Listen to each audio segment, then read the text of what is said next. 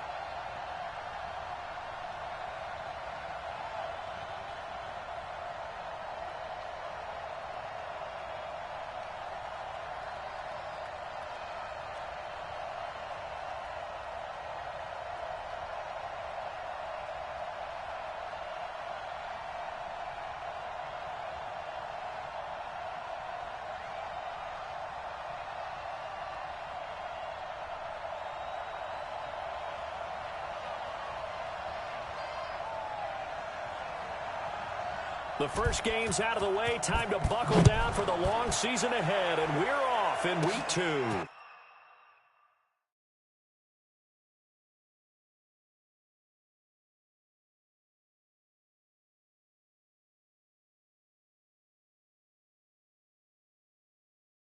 This will be taken short. And he'll take this across the 25. Couple extra yards up to the 27-yard line. So out come the Bucs now for their first drive. They'll be led out by their 6'4" quarterback, the former #1 overall pick in 2015, Jameis Winston. I love just about everything about him. Love his game, love his makeup. Love his moxie, one of my favorite words. This guy's a competitor. Gritty, tough, you name it, he's got it. But he did throw an interception in last week's game. That contributed to a loss. And despite the fact he threw 3 touchdown passes, he's going to be out there redoubling his efforts and trying to play better.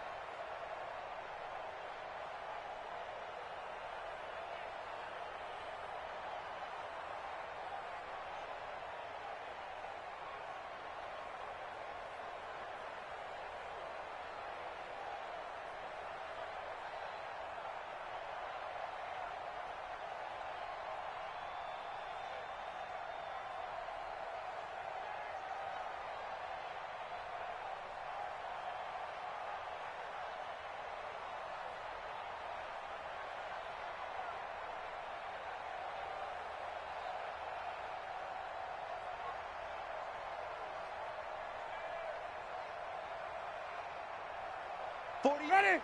Black 25. Man, I got you. Let's go. Naeem Hines, his first carry. Run to the ball. You got to run out. 5 yards on the game's first play, second down. Good breaker, baby. And one Good breaker. advantage for this offensive unit is the big target, Mike Evans. Play to his strength, his size and catch radius. Throw it up there, let him go get it.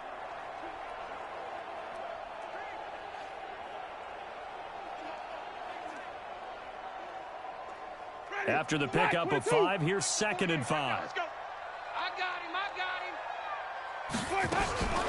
Now it's Hines. Still a couple yards short of the first as the 3-yard gain brings up a 3rd down. Well, look now at our starting defense. Currently number 1 in the NFL against the run. And that's a ranking that feels good, right? To be number 1 and to be the top of your profession. But here's the problem.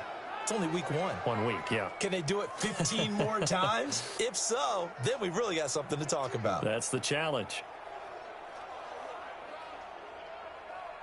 An early task, 2 plays in. This is 3rd and 2. Double tight. 4 down. They run with Hines. And boy, he is very close to a first down, but from where they're spotting that football, he's going to be a foot or so short. Just a 1-yard gain on the play, and that'll mean a call to the punt team as it's 4th down. Brandon, one thing about blitzes, they What's really up, confuse brother? offensive linemen at Good times. And what you evening. have to do is lock in on the guy right in front of you. If you don't, How you you saw the end result. doing? Defensive tackle ended up making the play. So on now is the Clemson Yeah, I man, got a Bradley busy Pinion, to punt weekend. this I'll one be going away. live tomorrow. Then I'll be going live again And on just a Sunday. single punt for him in the loss last week as he sends this one Yeah, I'm away. live right now, as you see. Yeah. And that'll hit at the 5 and go into the end zone for I a haven't touchback. been, So I here haven't come the really been Patriots watching getting ready on videos offense. lately. I've been out. And a glance Weather's at the tall nice. signal caller, I've been out. standing 6'6". I But like what his head coach told us about I'm him this gonna week, that no matter what happens, he go to whether he your throws 7 channel and interceptions or 7 touchdown passes. stalk He's it, the you same know, assertive leader binge in the all your huddle on videos, each and bruh. every play. He can throw the 7 interceptions. Just Yeah, blame the I've been football, blame slacking. I have anything else, videos and too still I have carry to himself upload like that I he is haven't the done man. yet. It's like So, you, assertive in our production meetings. Well, especially when we're talking about ordering dinner, ordering I was just going to say. That's I don't know, what I yeah, do. like I was That is getting Michelle. content. And they'll get 8 out of this before Yeah, being but stopped yeah, at the like 28. I needed a break away from it all. The numbers a week ago for Michelle, just downright unbelievable. And It's when a you lot amass of that work, many man, yards, I don't doing know what all else to that. say. Like, Personally, I thought it was a game for the ages But for him. Ripped off yeah. some long runs in that contest, didn't he? He did indeed. Some Yeah, I very got long a runs few of that I total. already have. Scary. I Line just of have to scrimmage, the upload 28 them. now as they come up on 2nd and a couple. But I don't want to upload all my videos at once because then I'm not going to have nothing to post. You know what I mean? Like, he'll take it to the 43 I could throw them all together into one video. And New England has a first down. But we should mention, to go along that with would the be great too game long. he had last week, he was rightfully named AFC Offensive And Player I don't of the want to Week. put them And he all shares out that at the with his same offensive time line, the tight end, his fullback. because my He's videos looking won't for more and more really, of that in this game. you know what I mean. Yeah, but it's good to see you, brother. Back-to-back good plays have them on the move on first down. All day, every day, any day. Sometimes you just need a break, bro. On play And action, honestly, they'll throw. Sliding out I of the enjoy pocket. playing Now he's gonna video throw it games deep to the other side of and the field. sharing my And video that is game with y'all. incomplete. Yeah, like it's Showed off the peaceful. arm strength there, but to no avail. Second down. I'm And now we not take yelling at a peek cop. At the Patriot offense. So You're let's all still work in North together on this Carolina. one You because come to it's Cape Cod natural before to you just go watch the back home. football. But I want all of us to watch the center of this Come to offensive Cape line, Cod the center and the two guards. before you head They've got to back be able to home. control the point Detour. of attack, and they didn't do such a good job on that last That would play. be fucking cool, Plenty of bro. We can go opportunities do to some redeem videos themselves. together. They'll have to take advantage of That would be and start to make badass. progress. Now he'll look How to long throw you down here on there for? 2nd and 10. Flush to his right. Got a man. It's Berrios complete. And they'll get this well past midfield before being stopped just before the 35. That one a gain of 20 and a first down. And let's face it, that what we Oh, just you're saw tripping. there, Oh, I not a get it. surprise, is it? No I doubt. mean, this is what No he does doubt, well. bro. And if you don't tackle him as soon as he catches the ball, this is the end result. Big yardage afterwards. Got the speed, the agility, Few so more good days, with run after huh? catch. And we're only in the first quarter, so they better get a wrangle and a hold on that quickly. Have you been Yeah, posting exactly right. What's videos? really Have you been difficult on to try and getting defend videos him while is you've been if down you there? want to press him so that you get him on the ground quickly after the catch. A lot of times he'll just run past you at the Like I initial said, point I of haven't contact, been and really then go watching deep. YouTube, so like I took a little bit time off, except for playing PlayStation. Now a first down carry. It's Michelle Come on, looking guy. for a seam, but finding none. He'll get back to the line of scrimmage, and that's it. No gain on the play. It'll Oh, be you had to second walk down. everywhere, huh, Time for a man? look I at our walk starters everywhere here or I on ride my bike. defense. I Into rode this my game, they're ranked bike number 22 in the other NFL day. against I the rode my pass bike yards. And when you're 30 getting ready to miles, face the bro. number one overall offense in the NFL, it 30 does not matter miles, where you all rank day. defensively because you got your hands full. Yeah, You yeah. don't know what you're going to face, but you know that that's a strong unit that you're getting ready I for. love staying fit. Hey, me and you all day, all day. I'm My coming muscles after you. hurt, I'm though. coming after you. 8 miles, yeah, dude. I walk more than 8 miles a day every day. I love walking, honestly. Walking's good for you. Walking is just like swimming. It exercises every muscle, after a gain of 6. stretches every joint. One thing you're hoping for when you run drag Right. routes, Walking you're able to is hit a just receiver like in swimming. stride, and he can pick up a lot of yardage after the catch. But in this situation, love it. the defense was I love effective, walking, able man. to And stop like him even before when he I could had get my ahead of car, steam like going. I would park and I would walk miles and for hours. People are like, you got a car, why you walk? I love walking. The play action fake. That's They'll why look I'm to throw. fit, kid. They'll That's roll why, him out like, right. And on the connection, this is Ryan Izzo, complete.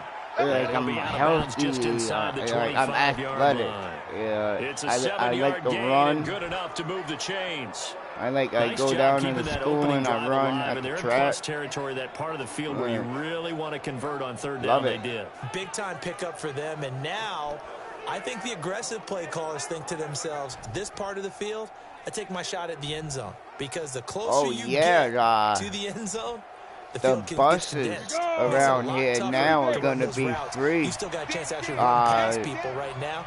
Take your shot at the Next end zone early in the Saturday, down not and this distance count. Saturday, the next Saturday, buses will be free 100% every day, all day. Yeah. And he's in.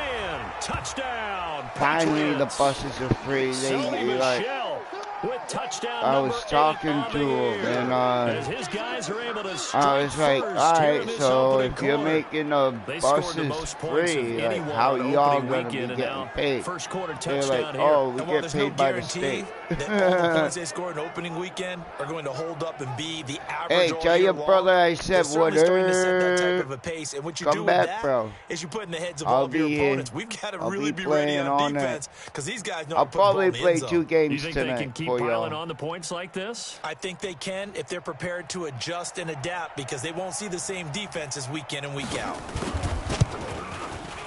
Point after, right down the middle. And it's now a 7-0 game. Oh, don't mind that snoring in the background. That's my friend. And it was Sony Michel's touchdown scamper that polished the drive off. I don't know if you can hear the snoring, but if you do, don't mind it. Trying to make sure a buddy of mine's safe for the night. The kickoff team on the field now. That's the thing. I look out for people, man. Like, I know what it's like to be out there, and honestly, I don't mind being out there. I love being out there. Now the Buccaneers offense gets ready to head back onto the field. And on the first drive, 3 and out. And I know that these are professional athletes, but I would imagine sometimes you get the nerves at the beginning of a game still, don't you? Those don't ever go away. And typically, what I've heard from guys, I know how to survive out there. If you don't have nerves at the start of a game, it's not going to be a great day for you. You're not really ready to play. Honestly. So finding a way to harness those nerves and not let them affect you in a negative way, that's what all the guys are looking for. Throwing to start the drive, but that one incomplete. Big O.J. Howard, his intended target. And now it's 2nd down. An incomplete pass leads to 2nd and 10 I from know the 25. how to make my own energy source. I don't even need electric. And that one got tipped, kind of threw everything I know off. how to do all it brings that up quick. 3rd. He had a good game catching the ball in the backfield a week ago, and they're going to try and involve him in that way in this game as well. But you can tell scouting is taking over. They're making it a little bit more difficult. Now, defensively, they told us, hey, we've got to take him out of the passing game, limited There's to a just way short runs, you because he could can use really impact this offense. Now, yet water another to make incompletion here electricity. as they fail to connect on 3rd. I think the punter might start to get into a pretty good rhythm here if he keeps getting opportunities. But that's the last thing his team wants to have happen, right? The last thing you want to see is your punter feeling pretty good because he's out there all the time. Yeah, first quarter only, but they're 0 power for 2 on 3rd down conversions to start this thing. The punt team on now as Pinion sends this one away. This will be fielded at the 17. Here I go, I'm on the road again. And he's free going down the left side. It's a foot race. And all the way in. Touchdown, New England. Such an impressive punt return, 83 yards. And the Patriots are able to strike quickly for 6. Good start to the season for him. He had the touchdown last week in the opener. Tampa Bay is the team that Brady went to. Right? So it's a pleasure to beat the snot out of him. But don't burst the bubble because he thinks that he can. Do guys go into a season with a goal for touchdown scored or yardage? What do you think? I think every single one of the guys who's going to touch the football, they all have those types of goals. They all have those types of thoughts. And then they just have to see how the season unfolds if they can stay with it. Unfolding so far so good for him.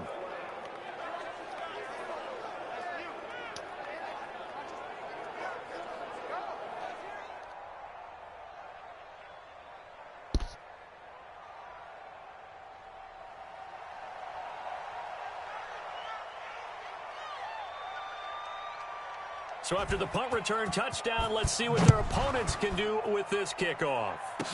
This will be taken very short. And they're going to start this drive in pretty good shape as they get it up past the 30. Be able to go nowhere because I'm unstoppable. Now the Buccaneer offense gets set to take over. Already down 2 touchdowns here in the first.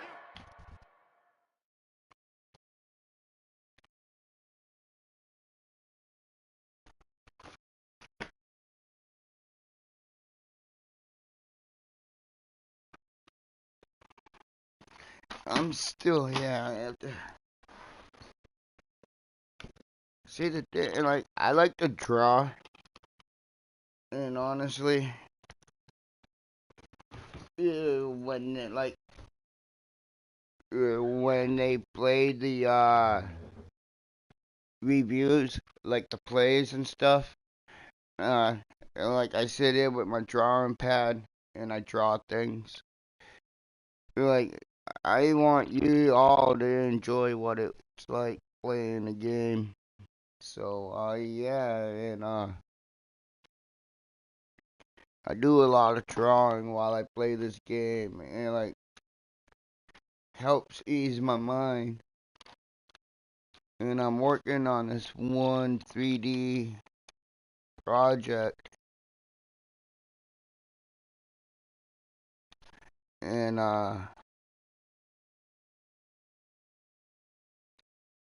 want to do it on a sidewalk, but I want to get it on a piece of paper before I do it on a sidewalk.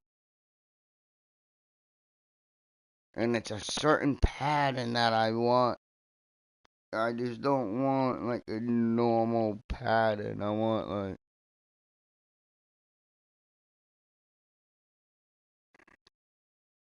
and I'm working on it right now. I've been working on it for a few days.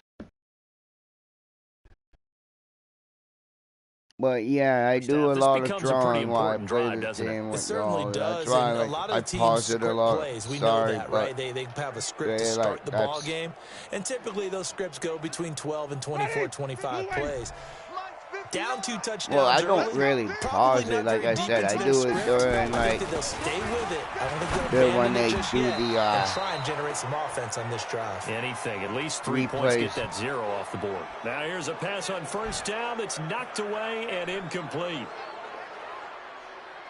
Replays is like when I really line of scrimmage, the 31 as they line up 2nd and 10. Hey, you don't want to see me.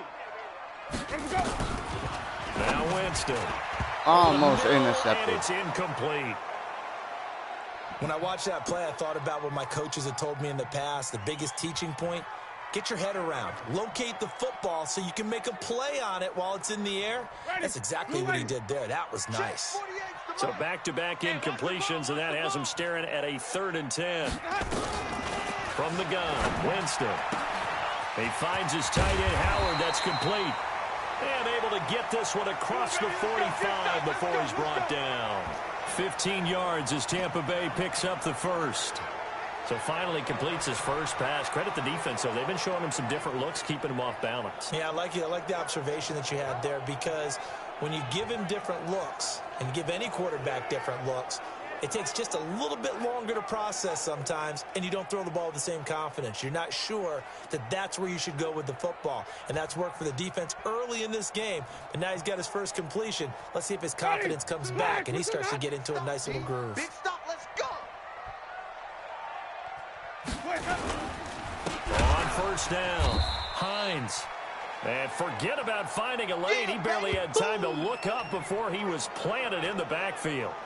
Plays like we just saw there. That's why they're up right now. And the defense, they're doing their job. Yeah, it starts with the guys up front. So when you talk with GMs who are putting together a team, a lot of them say we're going to build from the inside out, because if you control the line of scrimmage, you control the rest of the ball game, and that's what we're seeing here.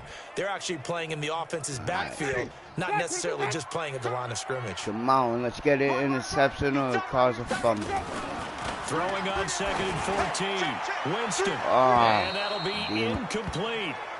Good protection that time, and they couldn't hook up on the long one. Now it's 3rd down. Offensively, might be thinking, what's going on here? 1 for their first 7 throwing the football. So maybe they're thinking about rethinking their strategy a little bit right now with the way that they're throwing it around, not having that success. Might have to lean on the running game for a little while and see if they can get him back in form. An incomplete pass on that last play, and that means they'll need to come up with something here on 3rd down. Winston now. He'll find Hines out of the backfield. And he gets this to the 48, but no further. Well short of the line to gain. And at his size, he's a smaller back. You can get him to football. He can kind of get lost, make someone miss. It's good for him. Yeah, it's great for him. I like what you said there. Sometimes he gets lost in the traffic a little bit, but get him out in the open field into some space. That plays to his strengths the best and keeps him out of it where all the big boys are, you know, make someone miss in the open field. Here's Bradley Pinion now as he's on to punt for Tampa Bay. He gets this away as he'll wisely, I'd say, angle this to the sideline. And they'll play keep away from the returner as this one will be marked out of bounds at the 13-yard line. Pretty good spot. Offense marching back onto the field, and our focus shifts here to Sony Michel. And you see his numbers from a week ago. He was up over 100 yards then, and he's already hit pay dirt here once in this one. We always talk about quarterbacks and receivers getting into rhythm, right? Really feeling good, finding each other downfield. I think running backs operate the same way. They can hit a good rhythm and a good stride, and he's carrying it over from last week. Here we go. The Pats at the line, ready to go. They've got things going their way early. 14-0 lead and the football. 1st and 10.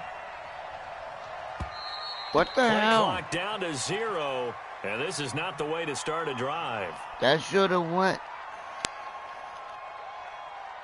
He didn't seem in a rush. I guess they just didn't know where the play clock was. I think you're right about that because there was no hurry. No, it wasn't. There, right? It No wasn't up-tempo hiking at the all. ball for Clock me. just ran out. I think he was as surprised as maybe his bench was. Like it didn't Well, hike they it. need Like 15 yards on this series after the delay of game. I 1st hit and it when it was 15. at like 8 and it wasn't hitting it. It wasn't moving. It's all good. I'll get that back. Following the penalty, Michel. Always got some breathing room.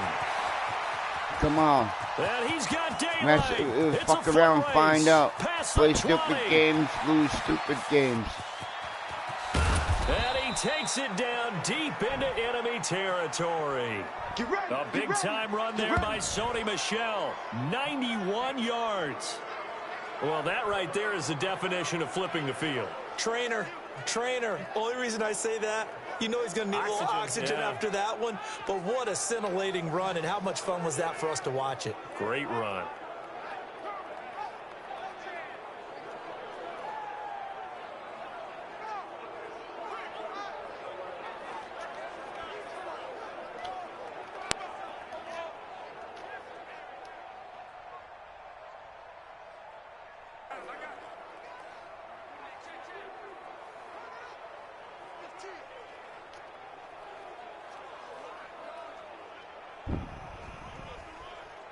They come up in an offset eye.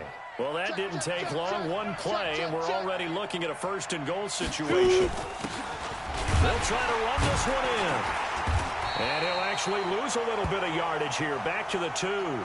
That sends him 2 yards in the wrong direction and leads to 2nd down. All right, quick observation, Brandon, because early on in this game, I'm seeing linebackers playing with their noses close to the line of scrimmage. And my guess is the wheels are turning on that other sideline. As a play caller, you're filing that away right now, aren't you? Yeah, you're trying to find that opportunity later on when you can play action them or stick something to them between the 2nd and the 3rd level.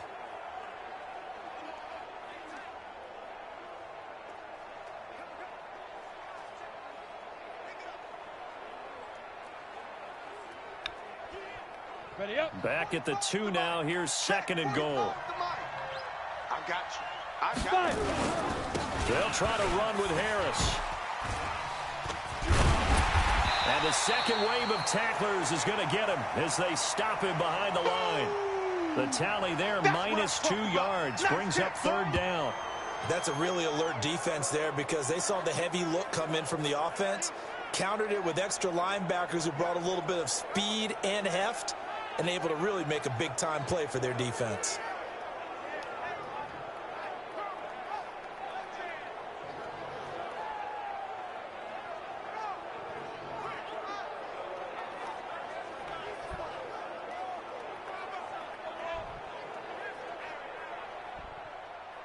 A big play to start the drive got him in this position, but this defense has held firm since, and now it's 3rd and goal. They'll try to run it in. Michel. And he will be very close to a 1st down, but I see the closed fist of the referee, and that means 4th down. This defense bending but not breaking. It's a gain of 3. It's now 4th and goal. He's already scored once. He definitely had his eyes wide open trying to get in there a 2nd time, but I thought that was a really nice play defensively to deny him. Yeah, it was, as you said, keeping him away from his 2nd first-quarter touchdown there.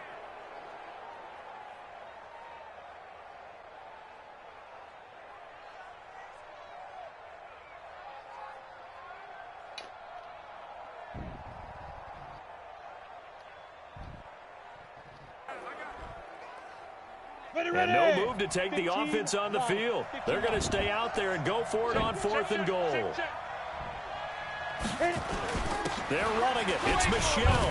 Oh, refusing to go down. And he didn't get there. Knocked backwards to the 2-yard line. They're turned away on 4th and goal. And the Bucs defense, they'll celebrate the goal line stand. Well, they knew who to turn to on 4th down. Their horse, they needed the short yardage. He just couldn't get it. And that's the surprise, because normally that's bread and butter for them, right? Hand it to the big guy, let him go, pick up the first down. Didn't get it there. All credit to the defense. Usually, even if they know he's coming, he can't be stopped, and they got it done on that play. And they'll start on the ground with Hines. And I don't know if he made it out of the end zone. No signal. Yes, it's a safety. And Charles, at some point, you can't keep worrying about big play. Can this be perfect? You just have to get the ball out of the end zone. And in the offensive huddle, that was discussed when they called the play. Just get out of the end zone. But you know what's interesting? A lot of the times in the defensive huddle, they actually call a set and then say at the end of it, get a safety. So it's preached, it's coached, it's thought about.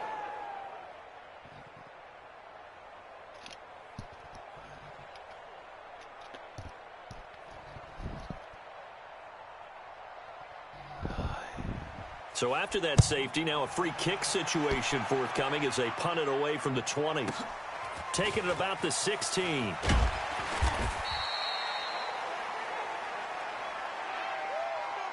Let's go, boys. Bring it up. Offense marching back onto the field, and our focus shifts here to Sony Michel. And with the day he's having, as we look at some of these highlights, maybe he wants to duplicate this pregame meal next week. Whatever it is, guaranteed he will ask for the exact same thing each and every week as long as he continues to run like that. Sometimes it's that simple, partner. Yeah. And you know how superstitious these guys can be. Oh, there's no doubt, right? If you put your left sock on first and you have this kind of game, you'll keep doing it. In this case, let's investigate that pregame meal. We might need some of that. Yeah, right. It's working.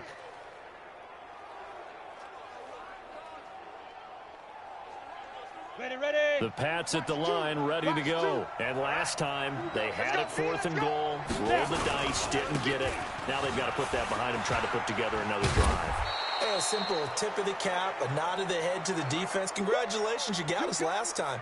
But you didn't hold us the whole time. We got down to position where we were able to be in position to score. Let's go ahead and attack again. Continue to have that kind of confidence, not worry about the one play that didn't allow them to get into the end zone. And this time they'll be trying to get it into the end zone. We'll see what they do.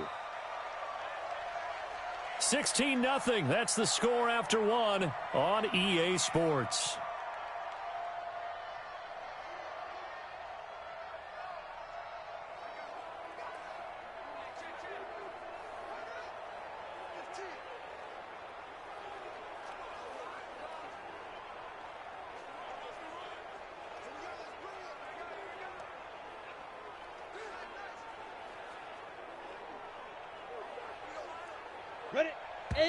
Now the Patriots going to use one of their timeouts. They'll have 2 remaining as we step aside here in this second quarter.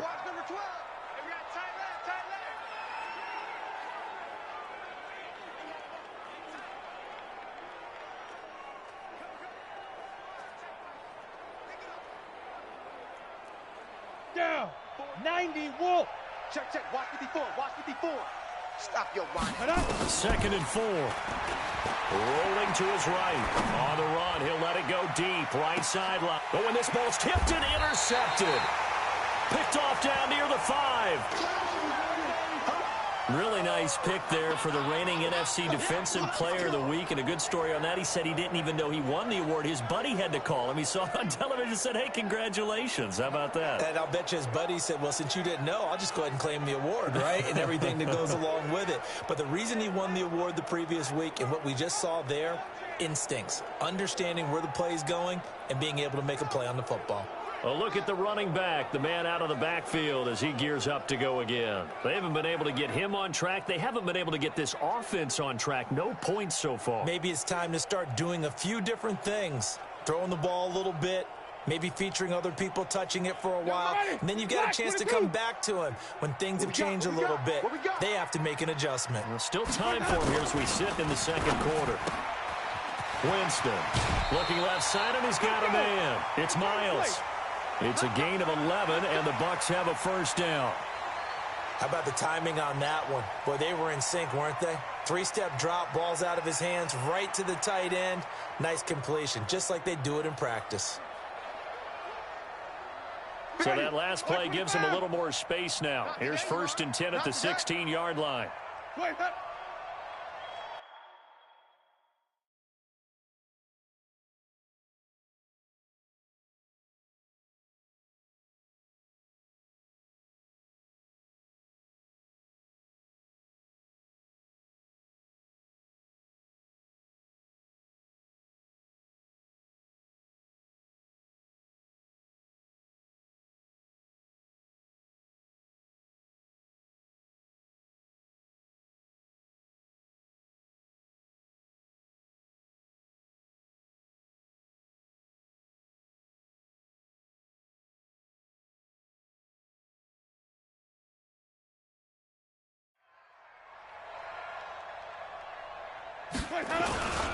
This is Hines. Yeah, boy, this defense again really making things tough on him as they stop him for no gain. Those are the plays this defense needs with the deficit they're facing. It certainly is, and they've got to continue to swarm the football and hope that someone, while they're holding up the ball carrier, can get in there and rake it and lock it free. They need to get some takeaways as well. Despite the blitz, they're still able to pick up a nice solid gain. The disadvantage of blitzing often alters the normal spacing and run fits and leaves creases like they were able to exploit right there. The Bucs on 3rd down. They've only converted once in 4 tries. This time they face a 3rd and 2. To throw, Winston. The veteran Stephon Gilmore able to break that one up. I tell you, Brandon, this defense is playing with some confidence. Haven't allowed a point yet. Flying to the football. I'm telling you, it's almost 11 to the ball on every snap. Another nice job there to force an incompletion.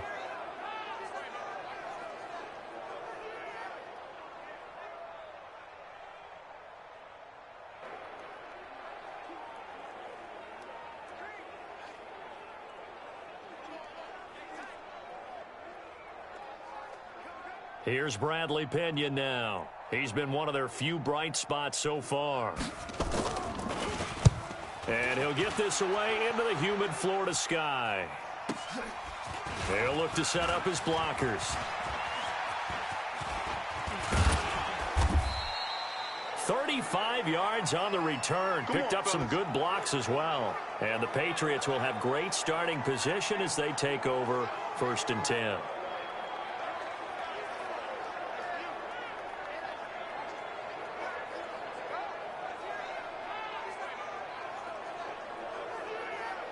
Here comes the field general leading his offense back out there for the next possession. He hasn't had his best day. They have been good running the football, and they have the lead, though, so maybe he just personally wants to improve his play. And that's without a doubt, because at the end of the game,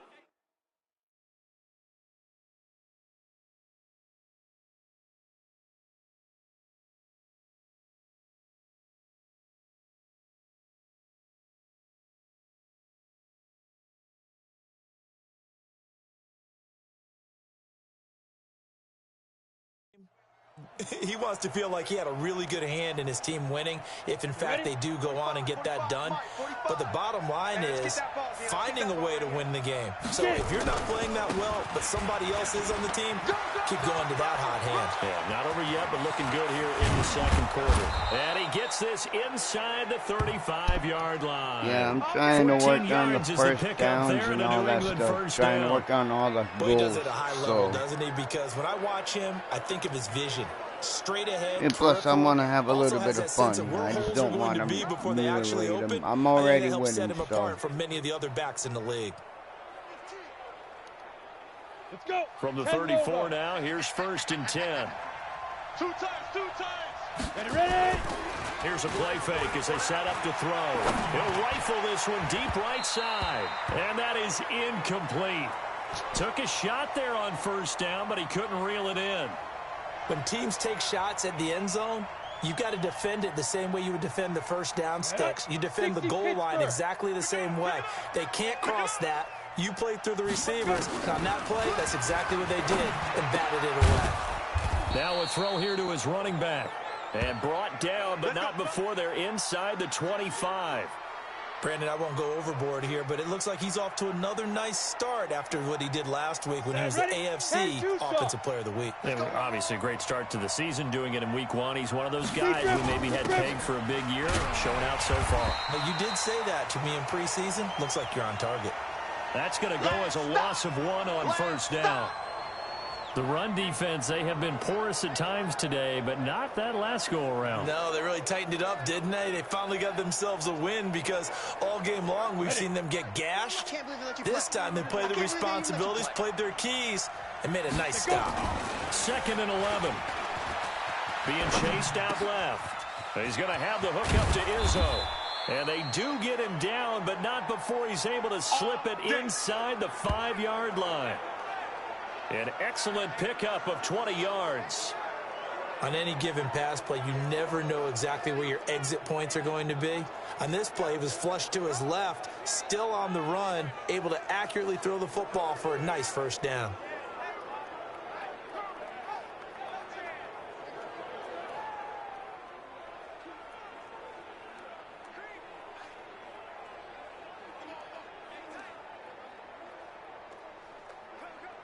Come on, set. 18 Gator. Hey, keep it up. Keep it up. Shoot. Trying to pound it in here with Michelle. And this play doesn't go anywhere. Backwards, losing yardage to the 11. Boy, that is a 7-yard loss. 2nd down now. To me, that's a superior play by the backer because he was allowed to, I think, run free on it and make that play. His defensive linemen, they covered things down for him because offensive guys, the linemen, what they're trying to do, as you know, is block the guy at the point of attack and then climb to the next level and get the linebacker. When you're not allowed to climb, you got a free hitter, and that's what we saw there, and a really nice play resulted for them. So they get pushed back to the 11, and here's 2nd and goal. Here we go. Back to throw. And his throw's going to be incomplete. It was the linebacker, Devin White, there to knock it away. When you see passes knocked down by those guys I call the frustrated fullbacks, the linebackers, you know that in their zone coverage, they were able to drop, see the ball thrown, and react to it very quickly. An extra defensive back on the field here for 3rd and goal. They'll set up to throw. And he can't find anywhere to go with it, and he goes down. That's how we do it. That's how we do it. 3rd and goal, they decided to throw for it, but how about the play defensively? Couldn't find anyone open, left him nowhere to go with the football, had to absorb the sack.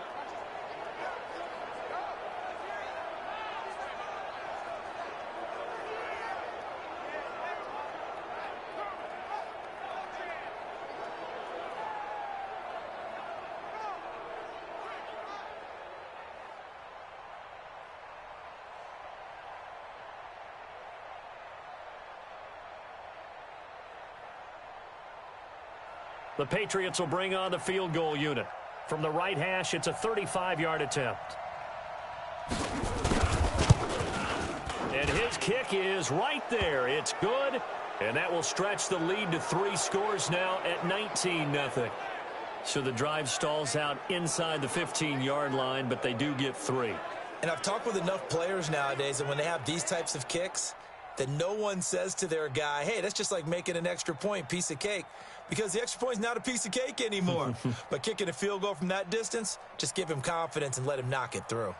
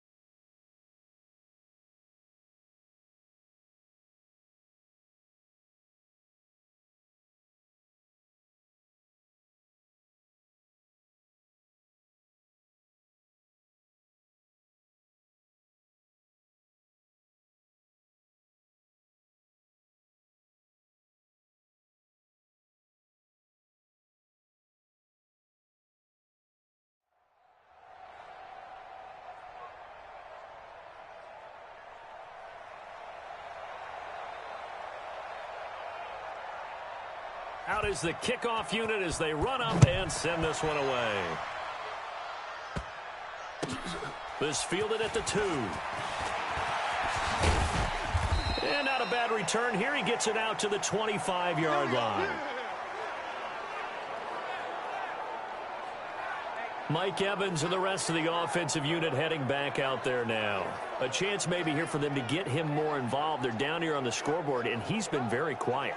And the silence has been deafening for his team. They don't need that at all. They need fireworks. They need explosive plays. They need him touching the football in any way possible. Maybe go to some jet sweeps.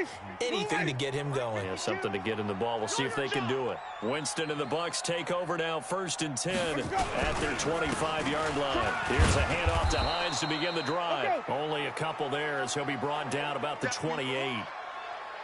Well, he hasn't made much of an impact in the running game thus far, and after that last run, not much is going to change in that area. He hasn't been able to get anything going, and really the offensive line not helping him much. The last run got a couple. Here's 2nd and 8.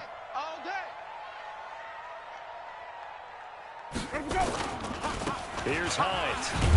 And he'll get about 3 here as he's out to the 30. Now we're going to get a timeout. Here's we've got an injured Buccaneer. While the trainers take a look, we'll step aside.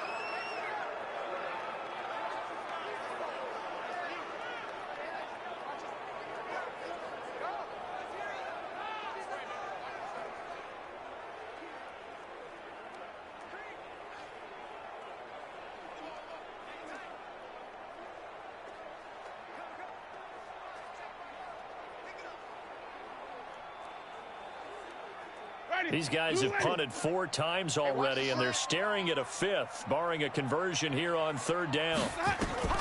From the shotgun, it's Winston. And tight coverage there. It's knocked away, incomplete. Sometimes it's just not your day. There's another failure right there on 3rd down.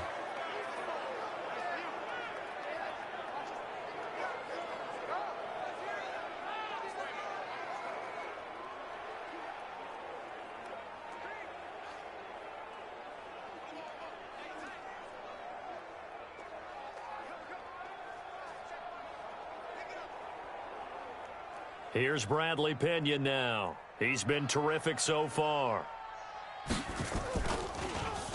And he deserves a bronze leg as he gets this one away. And we'll see what he can do on the return.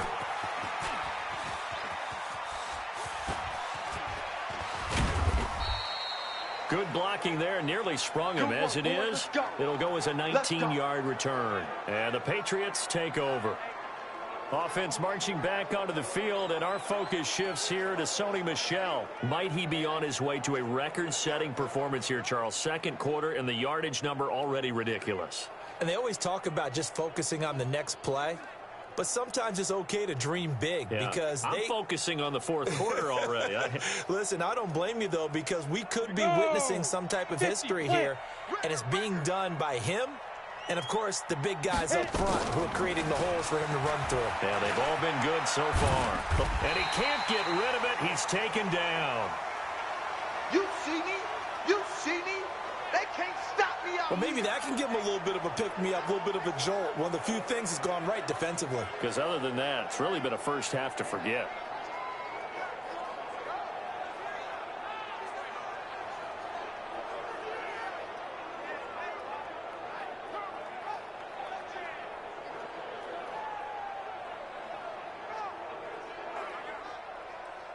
That huge loss on the sack makes this job much more difficult. It's now 2nd down and 22 yards to go.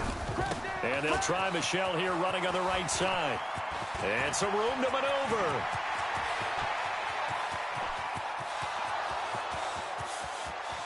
And all the way in. Touchdown, New England.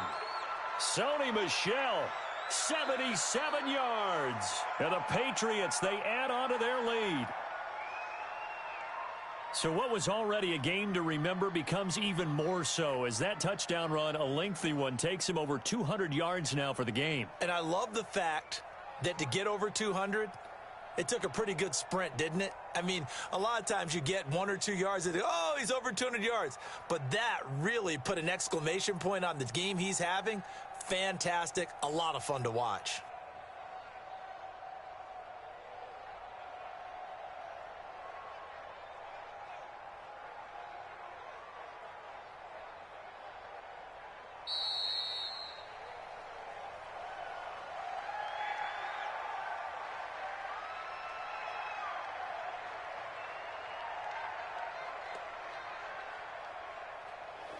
And that'll be accepted, of course, and that moves him back 5.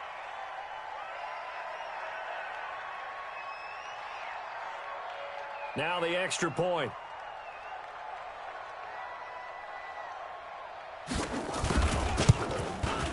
And that will bump the lead up to 26.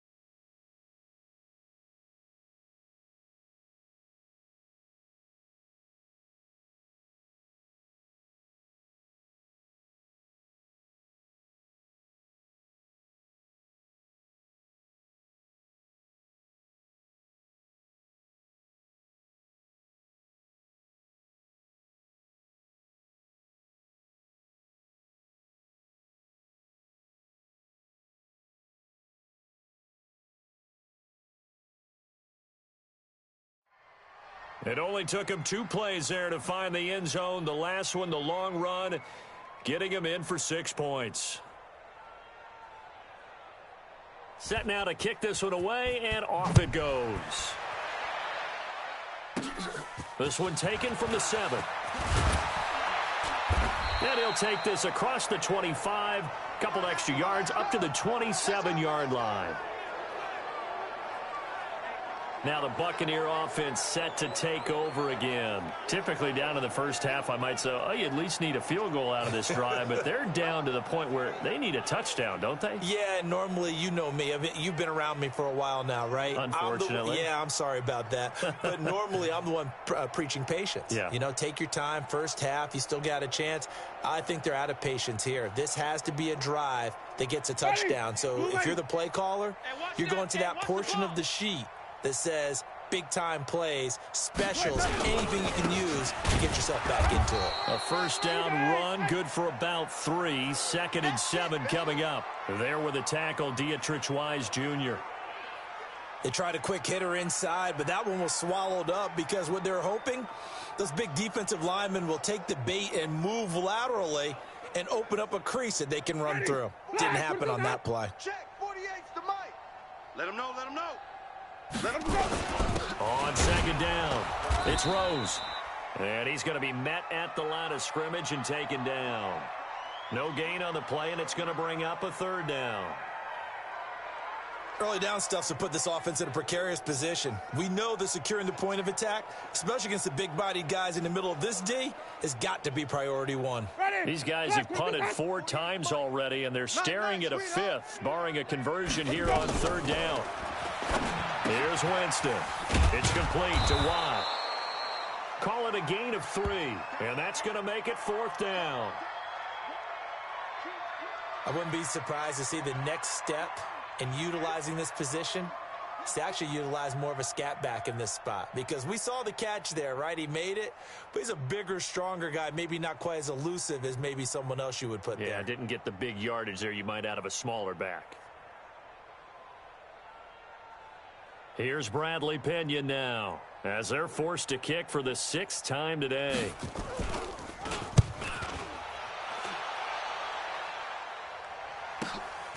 Taken in at the 11. Nearly a huge return, as it is still a very good one. 24 yards. And possession will switch hands, 1st and 10. So here are the Patriots to take over. Last week they got the victory against the Colts, so they lead this one as well as they begin things here 1st and 10.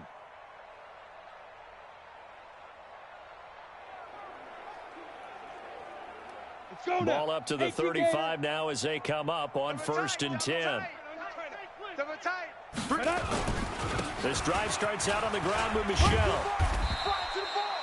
Give him a couple on the carry there, 2nd and 8. Well, we saw him there trying to get it to the outside, trying to get to the perimeter, but not a whole lot of room there. But there's got to be one positive to that. If you keep moving laterally, creases tend to develop as the game moves on, and they can run it back inside later. A reminder coming up at halftime, we'll head to Orlando. Standing by there, Jonathan Coachman. He'll have stats and scores from around the NFL in his 2nd week of the regular season. Buying time to his left. And this is going to wind up incomplete. The coverage there too strong on the deep ball, and now they face a 3rd down. But one thing's for sure, they're still taking their shots downfield, even with a big lead. I think it's way too early to go into a shell, so I like what they're doing. Continue to take your shots. Continue to be aggressive. It's not their job to slow themselves down. Now back to throw. Out to his left. Got a man open. That's Harry. Now the Bucs going to use the first of their timeouts as they'll head to the sideline and talk over what to do next.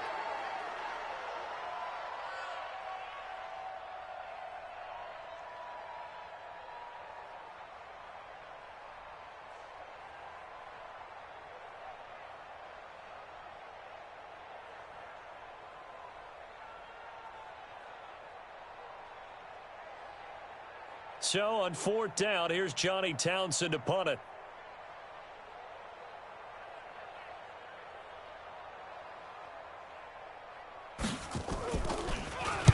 He gets us away. It's a good one, drawing toward the sidelines. And this one's out of bounds. Should be inside the 10, I think it is. At the 6-yard line. So they'll play the field position game here as a very nice punt is going to pin them back. Yeah, it's almost like watching a game of tennis, or do you prefer ping pong? You know, back and forth like that? That definitely was excellent, wasn't it?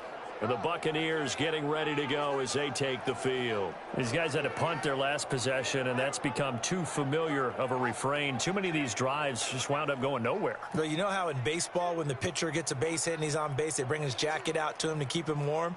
Well, a lot of times the punter goes to the sideline, puts on sweatpants or a wrap over his leg to keep it warm. He might need a massage from the trainer right now from all the work he's getting. Here's Winston. It's caught by Mike Evans. And able to get it across the 20 before they get to him. It's a gain of 16, 1st down Tampa Bay. Throwing, Winston completes it to Watt. They'll give him a yard on the play, and that'll make it 2nd down.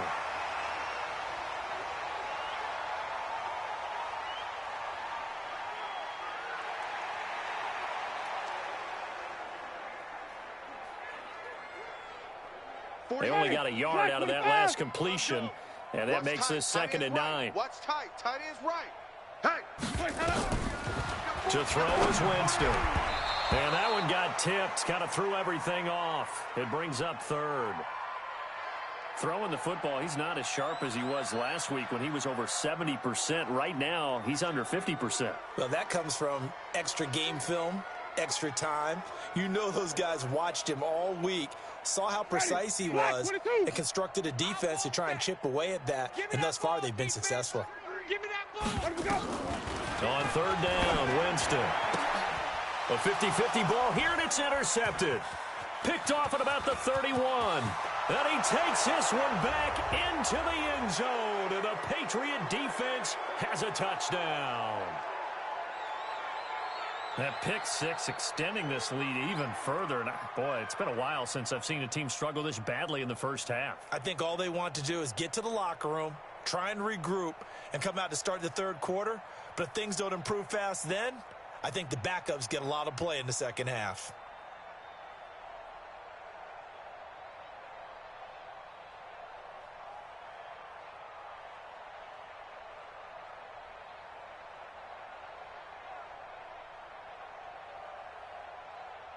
The call is to go for one and kick the extra point. And the route is on here in this first half. So the defense creating some points, not only getting the interception, but then returning it to the end zone for the pick six.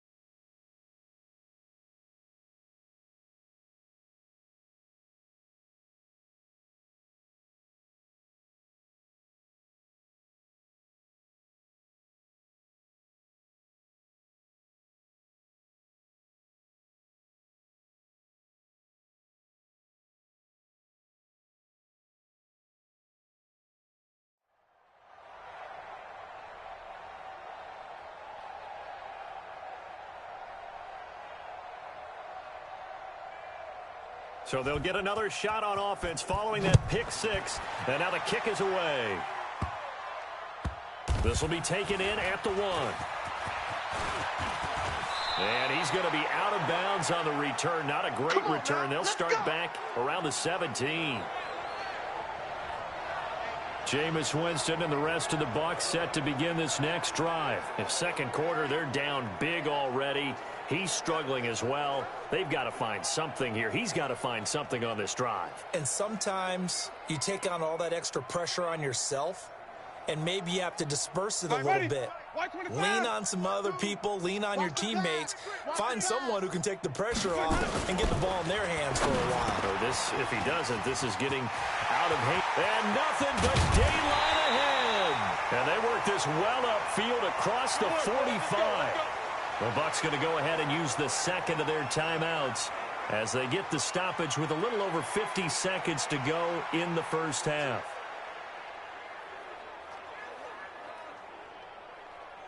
The big play has them all the way out near midfield for a 1st and 10. Let's go, baby. Let's get that ball.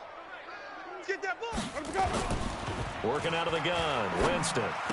Oh, that was dangerous. Threw it into coverage, almost picked. But instead, they'll keep it on second down. Well, nearly another interception there. That would have been 2 drives in a row with a pick. He's got to start taking care of the ball way better than what we're seeing. Interestingly, that throw was probably worse than the one he threw the interception on last drive, but fell incomplete. On second down, Winston again.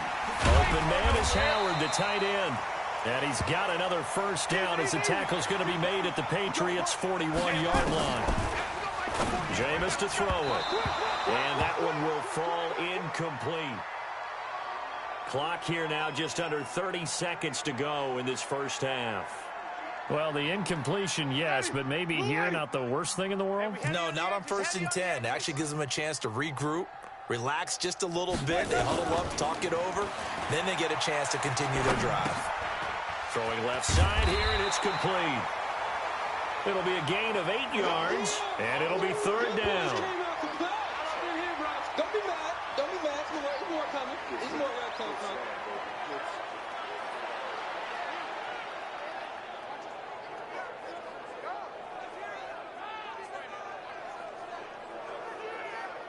They had the catch on 2nd down, but it didn't help at all, and now they're looking at 3rd down here. Now a signal and a timeout call as it comes with 9 seconds to go in this first half of play.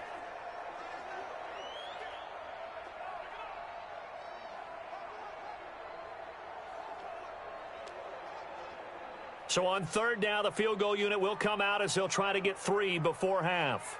It'll be a 49-yard attempt from the left half. Oh, they get to the football. It's blocked. Now it's scooped up, and this is a live football.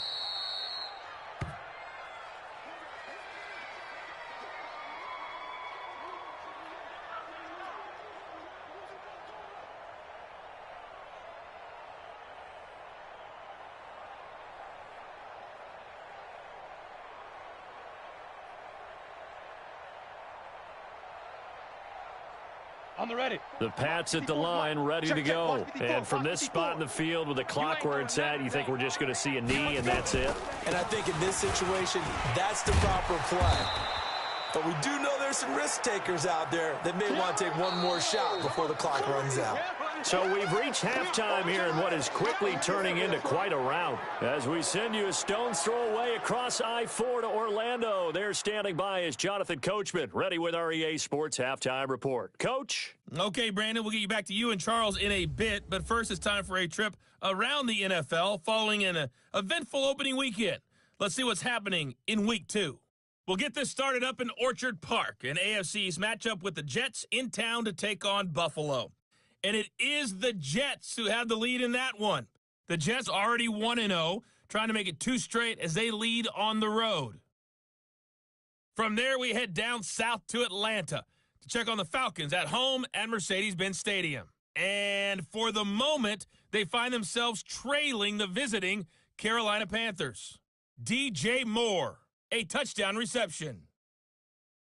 Finally, let's get right to the center of the U.S. map and check in on the Chiefs at home in Kansas City. And at halftime, they trail the visiting Titans in that ball game. 2 touchdown passes there for Marcus Mariota. Meanwhile, our game has been a boat race, very one-sided to this point. And for the call of the second half, let's get it back to our commentating team of Brandon Godden and Charles Davis.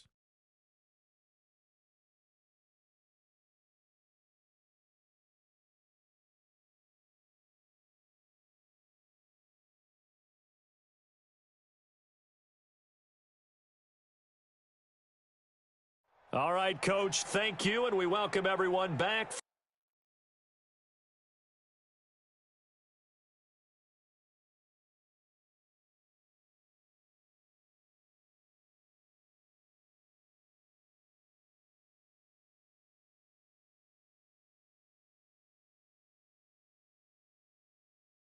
For quarter number 3. So here we go for half number 2. The Patriots with the lead, and they will be getting the football. This is taken at his 4.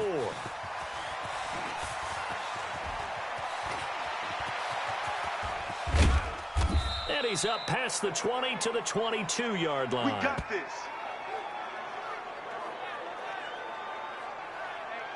Out comes the New England offense to see what they can do this time. They built a good first half lead. Now they have a chance to add on to it. And what I'm thinking is that the offensive staff spent the entire halftime just working with them on, here's what we think they're going to do to attack us in the second half. Nice first half that we've had, guys, but be prepared for some change-ups. We're going to see them when we kick it off in the second half. See how they handle any adjustments that might be made defensively.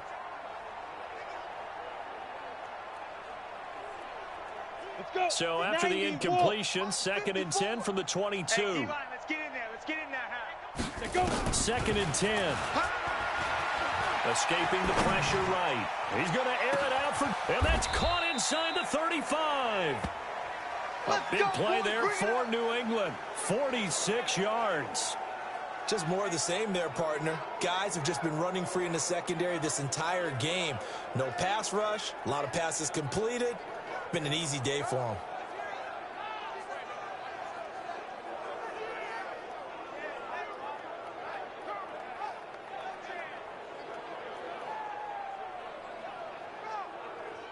So the big play changes the complexion of things. Here's 1st and 10 just outside the 30. Off the play fake, he'll look to throw. And he'll complete this one to Berrios. And he'll take it into the end zone for a Patriot touchdown. Braxton Berrios, his 3rd touchdown now on the year, as his guys continue to put this one out of reach. Heck of a start to his season. He had 2 touchdowns in the opener last week, another one here in week 2. Well, I don't want to call him a touchdown machine this early, but sometimes you get locked in, and you feel good about things. You get into that zone, and those touchdowns come in bunches. He may be off to that kind of a start. It's like he was shot out of a cannon. I would imagine success this early, great momentum going forward for the rest of the year. He keeps this up, they'll soon be chanting MVP anytime he touches the ball. Now they'll line up to kick the extra point. And he's been a busy man, 5 for 5 now as he knocks another one through to extend the lead. The drive there only spanning 3 plays, and it's finished off by a Pats touchdown.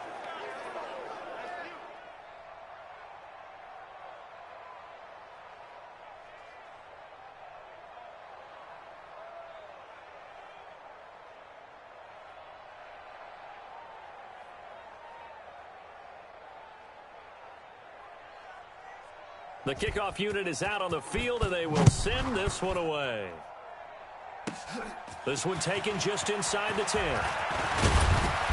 And a good effort on the return there. Gets him across the 30 to the 33-yard line. Here comes the Buccaneers offense. They get their first reps of the second half. They're down in this game. A chance for the offense, though, to put something on the board, get some momentum here in half 2. Try and get things kick-started for them. And at the half, they discussed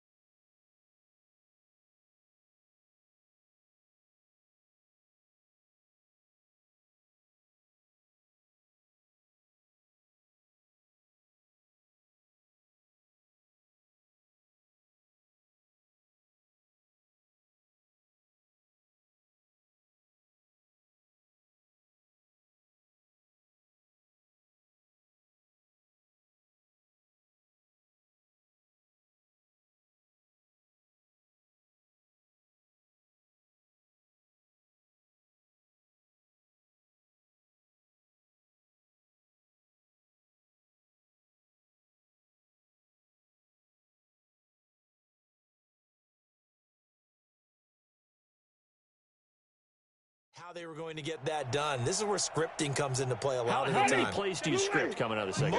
Most of the time in the first half, you're scripting 12 to 16. I think in the second half, you're really scripting more like 8 to 10, kind of a starter or an opener, whatever terminology they use, just something to get you off to a quick start. A loss of a full 3 yards, and now it's second down. Another example of just a dominant performance by this defense. Yeah, you hear all the time about teams that try to steal signals from the other side and try and learn their signs and their tendencies. It's almost like they got the answers to the exam the night before and were well prepared for this final. So now they have to contend with 2nd and 13 after the first down run goes backwards. Come on here, come get some. A give to the brother of J.J. This is Derek Watt. And he gets this to the 35. Good for a gain of 5. As diverse as the running game has become in the NFL, there's still a place for the fullback position. And on that play, he gained nice yardage. These guys have punted 4 times already, and they're staring at a 5th, barring a conversion here on 3rd down. Now Winston. Open man has got one. It's complete. And they're going to have this across midfield and inside the 45. He's such a good route runner. Shows it there on 3rd down. Very proficient and a good pass. And you know what I've observed over the years in the NFL? The better a route runner you are, the more confidence your guy's going to have in you to go to you in important times because he can trust you being in the right spot, and they connected there and picked up a first down.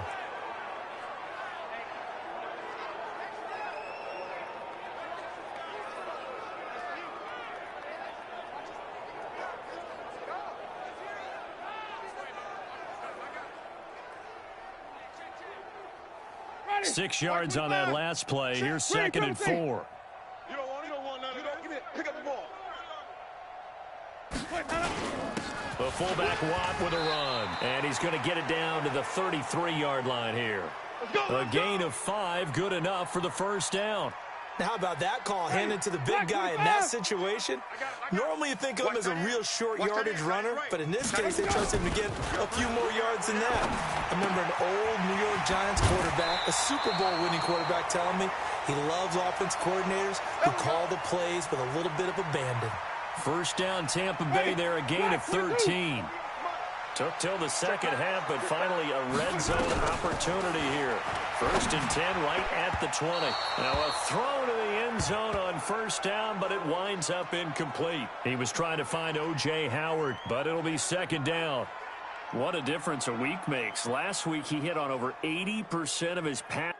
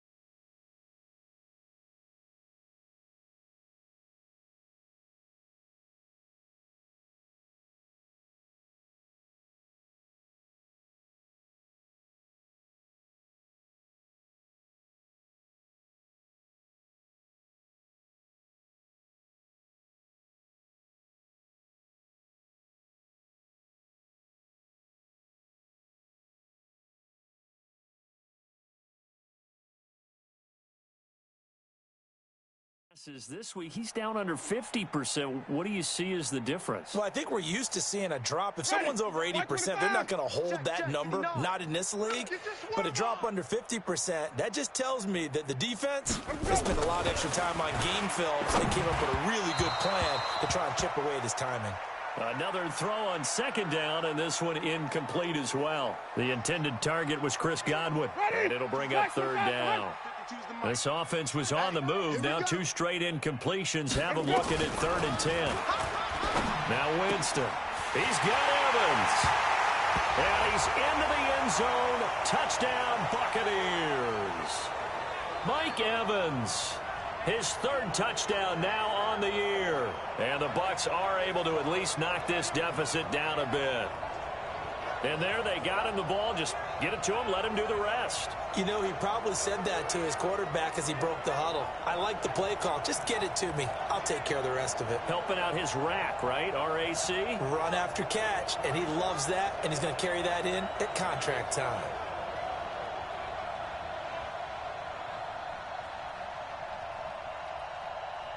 On here, Brandon McManus for the point after.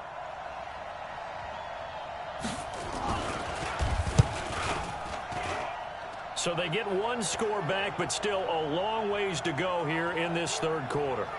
So that drive consumes 9 plays all told. And it ends with a touchdown for the Bucs. And following the touchdown now, it's Bradley Pinion on to kick this one away. This one taken from the 7.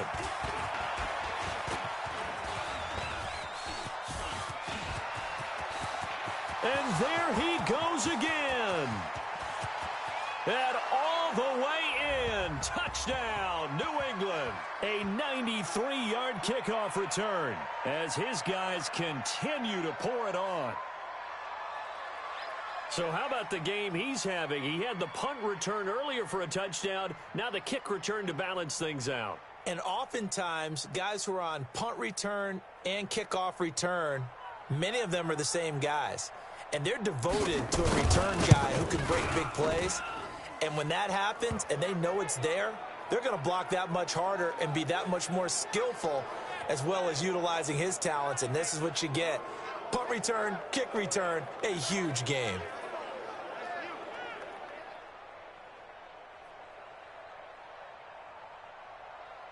So now the other return teams out there as they'll try to duplicate what they just saw. This is taken just shy of the 10 here. And a nice return sets him up pretty good here at the 30-yard line. Here comes the Tampa Bay offense now heading back out onto the field. I guess they have to feel a little gratified to at least get on the board last time, but still work to do. No doubt about it. I wonder now if they're going to try to increase the urgency a little bit, maybe pump up the pace, maybe go 2 minute. Who knows? Let's see what they decide to do. So 1st and 10 now from the 30. And he went nowhere. He'll lose yardage back to the 29. It's a loss of a yard there, and now 2nd down. A loss of a yard there to start out. That leads to a 2nd and 11. From the gun, Winston. Nowhere to escape, and he goes down. Okay, you know my bias is about to come out here. A lot of people think that the offense is just moving in the wrong direction. I'd say they're moving in the right direction because the defense is pushing them back. Former defensive guy. Now, as a quarterback 3rd and long, you really got to rally the troops here, don't you? Yeah, you're doing a big way. And what else do you have to look out for? More pressure coming at you because it seems to be working pretty well. And this play going to be stopped in its tracks at the 32, and obviously well short of the 1st down. The screen gets 7, but it's not enough, and it'll be 4th down. And the big guy catches the ball out of the backfield, and oftentimes it's quite a surprise to the guys playing defense because not ordinarily thought as a pass catcher, it often works when they decide to dial it up. And the punt team on now as this one's sent away.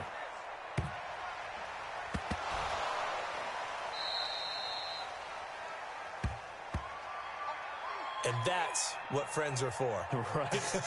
As the returner, you know who you're buying dinner for later. Oh, without a doubt, because he just took care of you and your team in a big way. You know, you turn it over there, that's a big momentum changer and put your defense in a bad spot.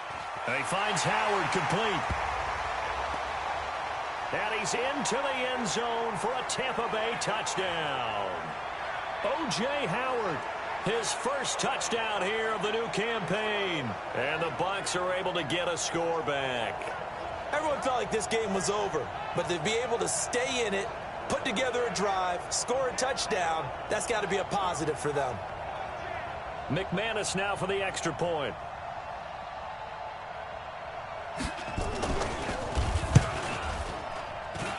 So they get one score back, but still a long ways to go here in this third quarter. Well, they got the ball in great field position. One play later, boom, end zone. And following the touchdown now, it's Bradley Pinion on to kick this one away. This will be taken in at the 1. And he's loose again. He's at the 40, the 20.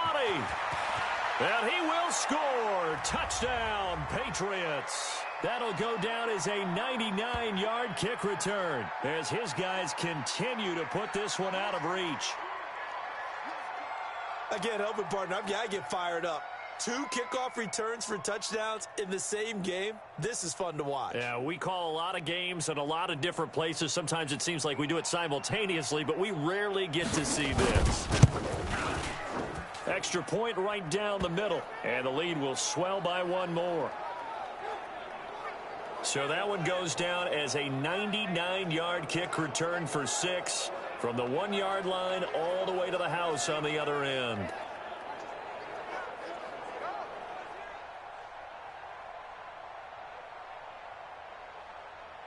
So let's try this again. After the kick return TD, here's yet another kickoff. This one taken from the 7. And he's up across the 25 and down at the 28-yard line.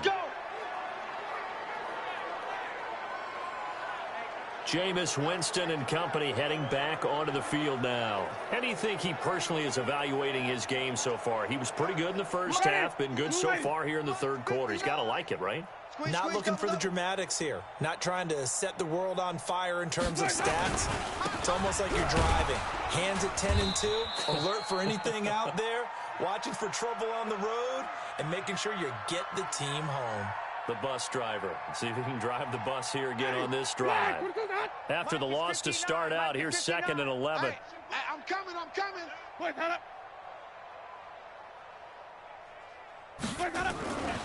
Winston now. Looking middle, and it's incomplete. He was looking for Chris Godwin that time. 3rd down here. Great coverage there all around. Really didn't have many options to throw the football. Very little chance that that one was going to be completed. Every receiver was locked up. Winston. Nowhere to escape, and he goes down. It's been a tough one all game long for this offensive line. They're already down big, and now you know they're just going to come after the quarterback in a big way, don't you? Yeah, they just can't get out of their own way right now. It's created an avalanche, and an avalanche is coming right on top of them.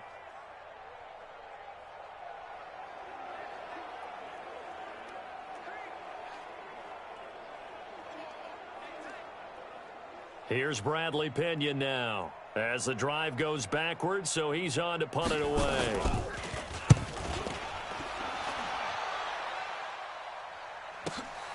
Pulled in at the 24.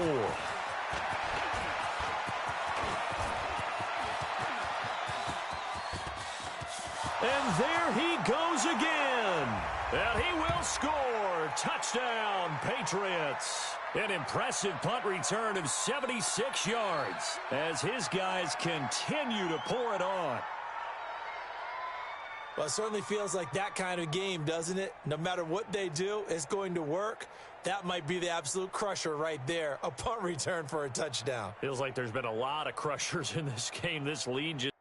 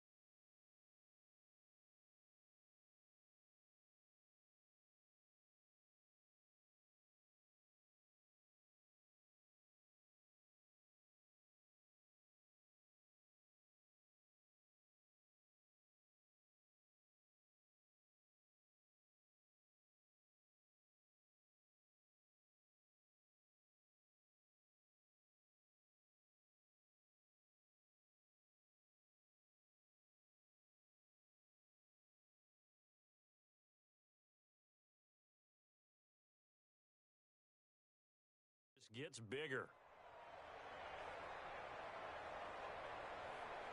Extra point attempt to come here.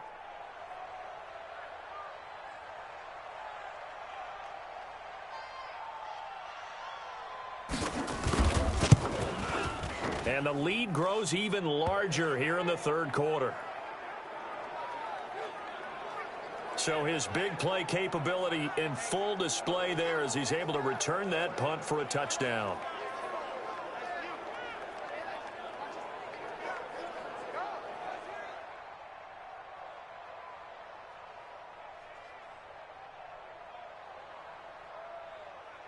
So after surrendering the punt return for a score, let's see what they can do in turn on this kickoff. This one fielded at the 5. And a good return as he'll be stopped just shy of the 30-yard line. Let's go, get excited, let's go. So out come the Bucs now. And on the last go-around, they really couldn't get anything going. They had to punt from deep inside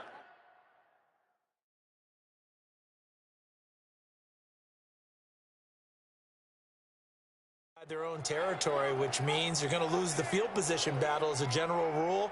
What they're looking for now is a little more consistency, move the ball at least a few times on offense, get a couple of first downs, and hopefully flip the field. Yeah, just something to build off of. That's what they're looking for here. And just no chance of turning the corner. He can only get back to the line of scrimmage. 2nd and 10 coming up. Ready, black 25. Push him back. Push him back. Now a carry for the fullback. This is Watt. And here's another tackle made at the line. So they're converging well on the football now. No gain on that one as it brings up a 3rd and 10. Black 22. 2 runs for a net gain of nothing. Now here's 3rd and 10. Let him go. Go. Let him go. Winston. And this is going to be incomplete.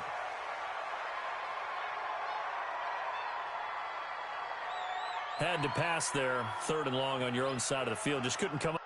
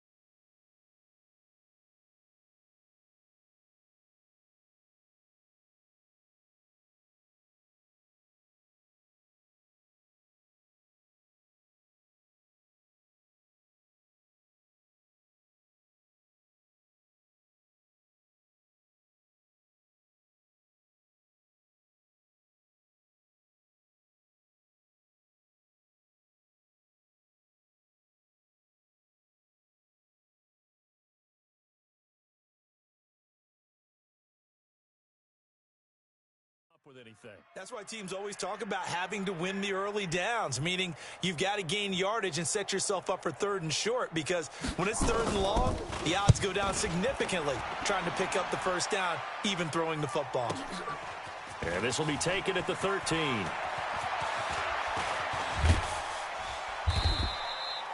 So possession goes over here on the punt, and the offense will take over with a new set of downs.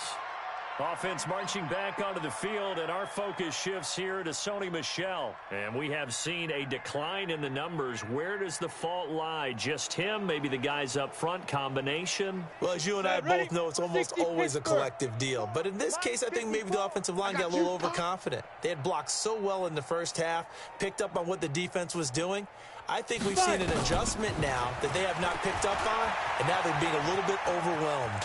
And he's going to keep it here. So he got free of 1 tackle but couldn't do a whole lot else. He'll wind up getting right about 4 there on the scramble, and it's 2nd down. Yeah, he only gets a few yards on 1st and 10, but he's better off doing that than throwing an incompletion or, even worse, an interception.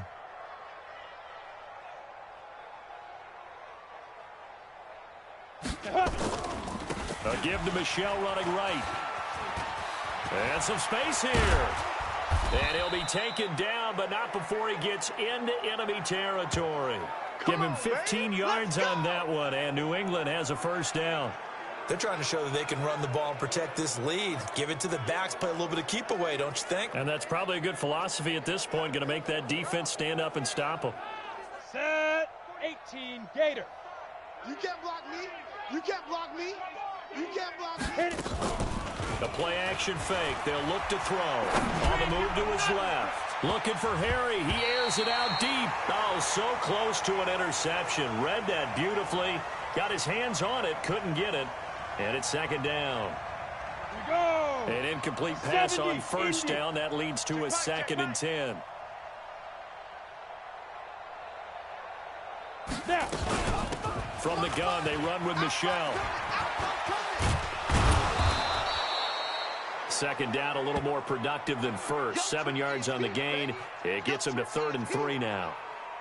The Bucs with an extra defender now in the secondary here on 3rd down. They'll drop to throw. And able to find Dorsett. And all the way inside the 15 before they drop him. It was 3rd and short, and they go flying past the marker for a gain of nearly 30 yards. Nice catch right there. Brings to mind the sentence, when in doubt, find your veterans. He used to laugh back in the day when they would call guys like him crafty veterans. You get up in your 30s, you're still playing receiver, but you're around that long at that position, you're doing something right. Just remember this. When he was young, he thought the crafty veteran was simply a guy who couldn't run anymore. Now he understands a little bit better. Let's go. This quarterback now, 5 straight completions here in this 2nd half. 1st and 10. Come to my world. Get it. From the red zone now, they'll look to throw. Looking end zone, but it's incomplete. N'Keal Harry was the intended target, and that'll bring up 2nd down.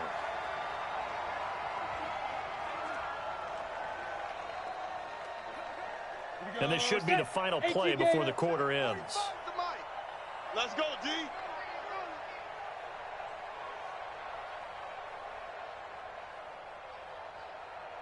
Ready.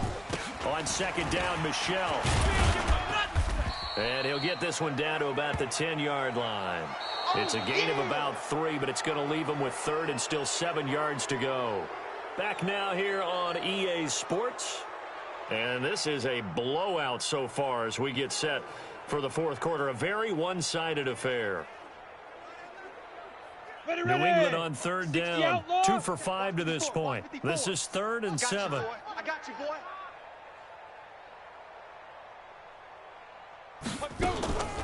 Again, it's Michel. He didn't get the touchdown, but he did get the 1st down as he's tackled at the 1. They're able to convert on 3rd down, and that sets up a 1st and goal. He's still rumbling, isn't he? Still looking fresh in this one despite the heavy workload. But you and I both know, well-conditioned, and he did tell us that he thrives on being at his peak late in ball games.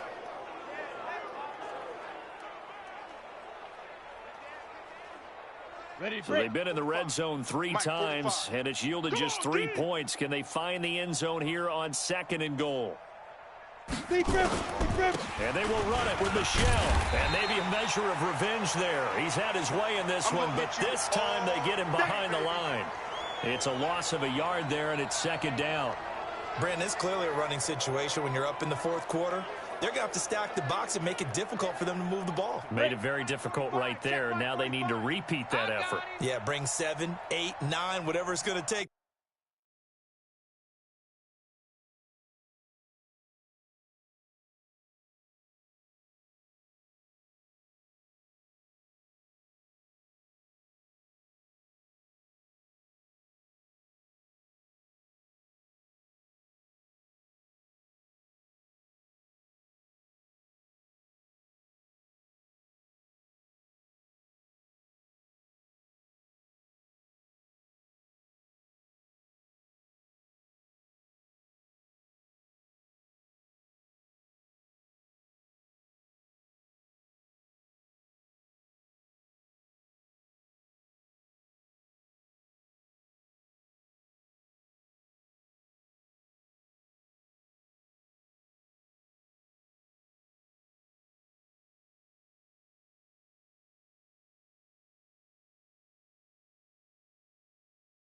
To slow them down.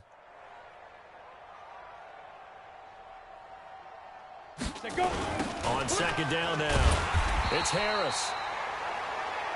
And he'll go backwards, losing yardage to the 5. That'll set him back with a loss of 3 on the play. And that is going to set up 3rd and goal. They need to reverse the trend. The last 2 plays have gone backwards. Now it's 3rd and goal. He'll drop to throw. He may try. And he will score. Touchdown, Patriots. It's their quarterback. His 2nd touchdown of the afternoon as his guys continue to put this one out of reach. They were looking to pass the ball there, but they forgot to account for the man with the football. Yeah, I can hear people right now saying, well, why don't you have a spy in your defense, someone who will dance with him and go where he goes? Well, oftentimes if you utilize a spy, you've taken away someone in coverage as well. And oftentimes, the spy, not as athletic as the guy he's trying to keep up with, so he gets defeated.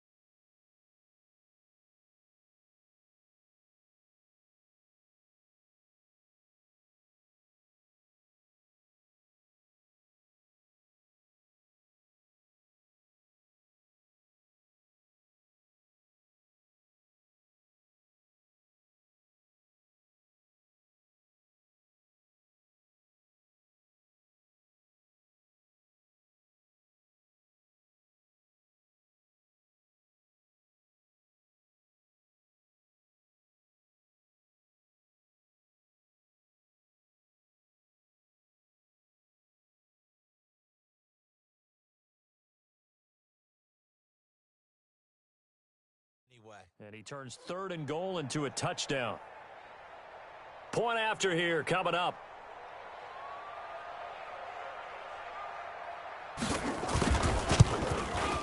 And this one was over a while ago as they just add on to their big lead. So that one a long 11-play drive. And it's finished off with a 5-yard touchdown run.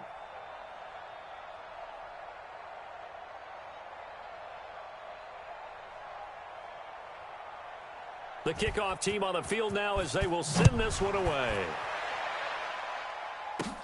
This will be fielded at the 6. And he'll take it past the 25 and up to the 28-yard line. Let's go, boys. Bring it up. And Tampa Bay trots out there now. And with this deficit, you can't have too many more drives like the last drive where you had to punt it away. You know what I would tell my offense right here? The punter doesn't exist, guys. He doesn't even exist. He's not a team anymore. I just cut him, all right? So you've got to go out and create some offense for us here and give us some points. No way does that guy get on the field on this drive. Poor punter. Yeah, it wasn't his fault. But, hey, listen, there's got to be casualties at times. We're trying to win a game. And Winston lost the football. Now the Patriots going to use one of their timeouts. It's just their first. They'll be down to 2 remaining as we step aside here in the fourth quarter.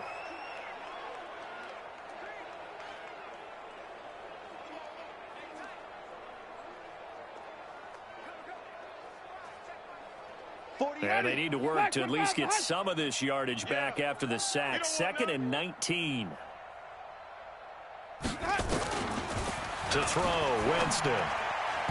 Throwing over the middle, and it's incomplete. Well, the trials and tribulations of being a quarterback in this league, it's tough. It's got to be wearing on him out there. Well, he has been sacked a number of times. He had an interception, so I'm going to give him a skosh of credit for hanging in there and trying to make something happen, despite the amount of pressure he's been under this entire game.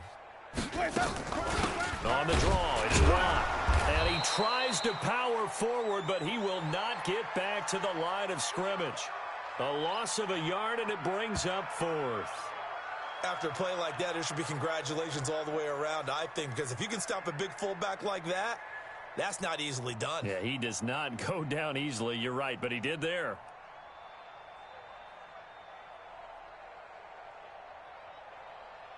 Here's Bradley Pinion now, standing just outside his own goal line.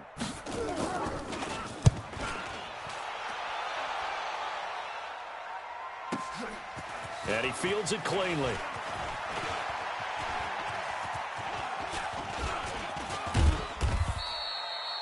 So a change of possession here on the punt. And out will come the offense as they take over. Out comes the New England offense to see what they can do this time. The outcome of this one, well, we know who's going to win it. It's just all window dressing at this point. Got me thinking, what's the biggest blowout that you've been a part of as a player, broadcaster? No, I'm not going to go to the player part because when I think blowout... Because you won every game as a player. No. I think about being blown out. And no one wants to go back to those memories. But, you know, when I was calling college football, I saw a game that, you know, a team put 70. I actually saw it happen twice. A team put 70 on their opponent. And in the NFL, in the 2017 season, I saw one of those changing of the guard games where a team that hadn't been very good before now was dominating and kicking around a team who had been ruling their division. And that's when you earn your paycheck, right? As the analyst, you got to fill that time. You've got to know what's going on out there and how it all happened. Well, obviously that begs the question, what game was it? That was Seattle hosting Los Angeles, the Rams. Ah, yeah. Their second meeting of the season, and the Rams turned it around from the first one and blew out the Seahawks.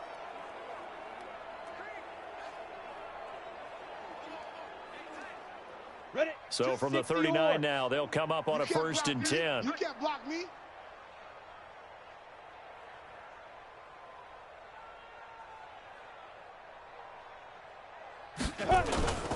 They'll run with Michelle. And give him 6 yards here as he's stopped near the 35 at the 34. Bottom line, they want to keep this clock rolling, so they'll take that one right there. They just want to keep falling forward, and they want to put the onus on the big fellas up front in order to bring this one home. On 2nd down, Michelle, a pickup of about 3 yards as he's taken down at the 31. Partner, we know today's NFL is really built around the guy throwing the football. But these short runs, they still pay dividends because they can take their toll on a defense, and they can add up as the game goes along. You control the clock, you control the ball, and that way you often control the game. Now throwing on 3rd down there, but he cannot connect. Not only was the call spot on, how about the execution of that defense right there? The zone was absolutely locked up tight. He was trying to force it in there on 3rd down. But if there's a time to force it, he felt like he needed to make a play, right? Yeah, exactly right. 3rd down, you got to try and find something. There was nothing available there for him. So out comes the field goal team now for the 2nd time here today. He hit his first. Now this one from 48 yards away. And his kick is absolutely perfect. And they're well on their way now as the lead grows even larger. So it's 3 more points, and that widens this thing out even further here in the fourth. And you know, in this league, you can never have enough points, but this widens it out, as you said, and now it's all about ball control, isn't it?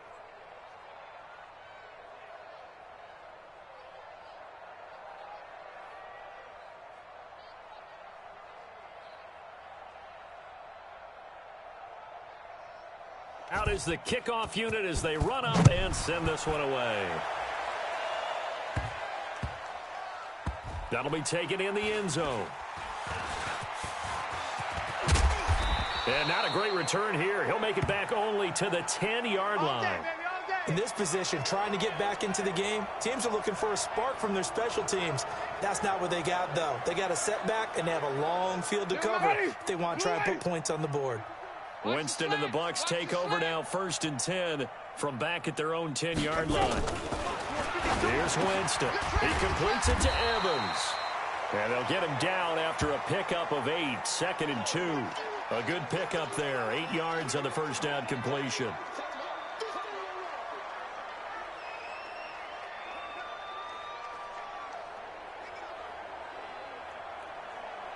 Facing a 2nd and 2 after that last catch, good for 8 yards.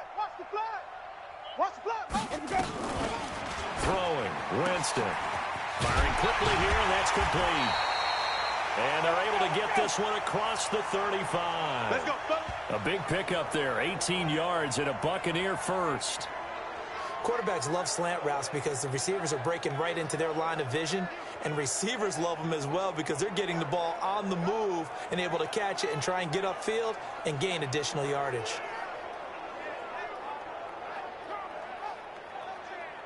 Back-to-back good plays have them on the move on first down. Watch the run, watch the run. Here's Winston. Completes it to Watt. He's got a first down and then some at midfield. 23 yards on the play.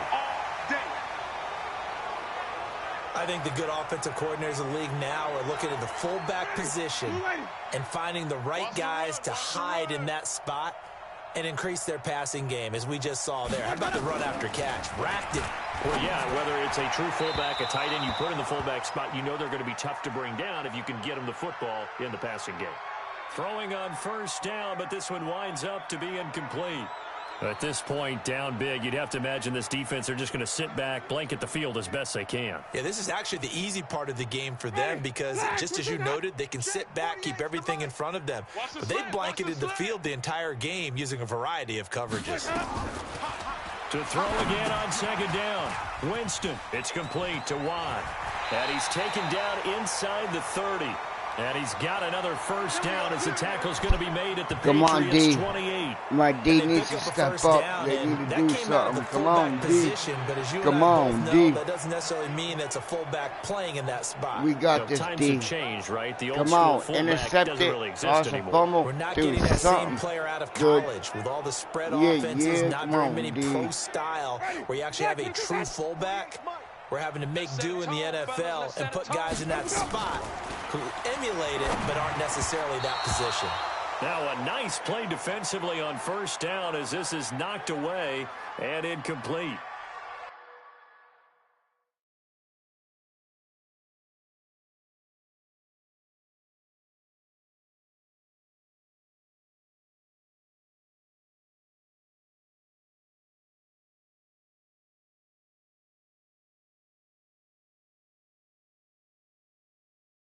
He started out having some troubles back in the first half connecting with his receivers. Really hasn't gotten a whole lot better. Yeah, he's at less than 50%, and you and I both know that just won't do. So I would think about spreading things out, putting it on the receivers, make them win those one-on-one battles on the perimeter and find their way open. A second down throw for Winston. And a quick throw here, that's complete. And he went backwards. He'll be down at the 30. It's a loss of 2, now third down. I thought that wasn't a bad time to call the screen. I've thought late game, down on the scoreboard, had to figure they were expecting a pass downfield. Yeah, so the edge rushers, they're coming. That could have hit big. You're right. Good recognition defensively to snuff that one out. That's complete to Hines out of the backfield.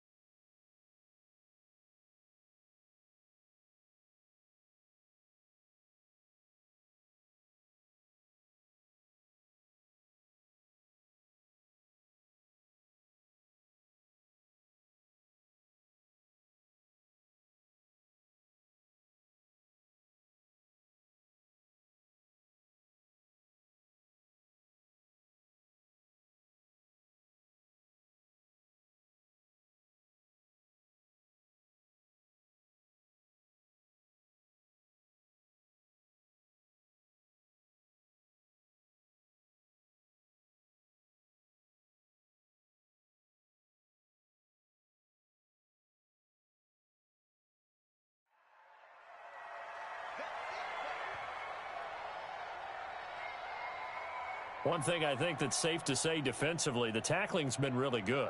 And because of that, it's been very, very hard for them to move the ball because you're not getting the benefits of run after catch. They're tackling them almost on the spot. That means you have to run extra plays, harder to move it.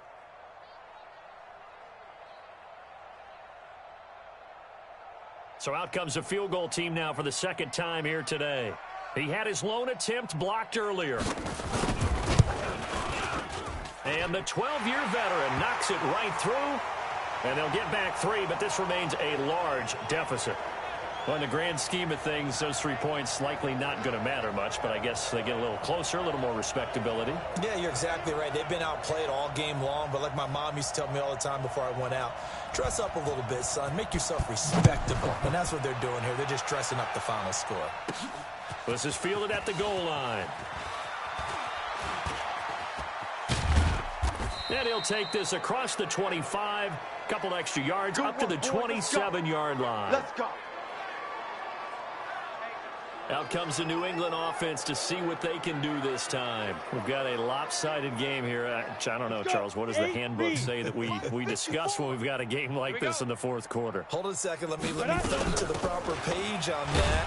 Know what it says? What? Let's discuss how we got here. This is a dominant performance, where they took control of this game, how they've managed to keep control of this game, and then we go ahead and think about how we're going to leave here and get to the airport.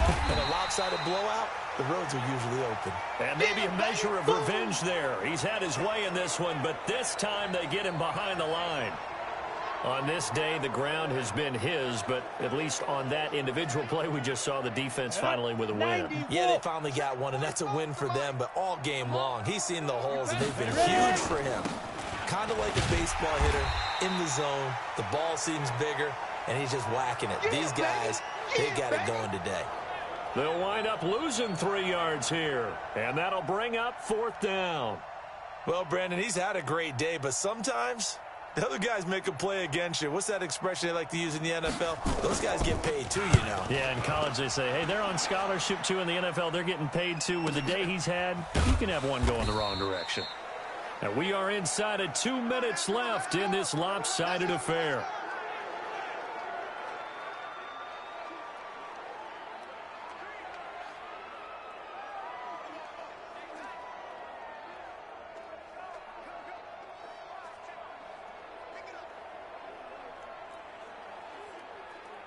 So it's Buccaneer football as we welcome you back.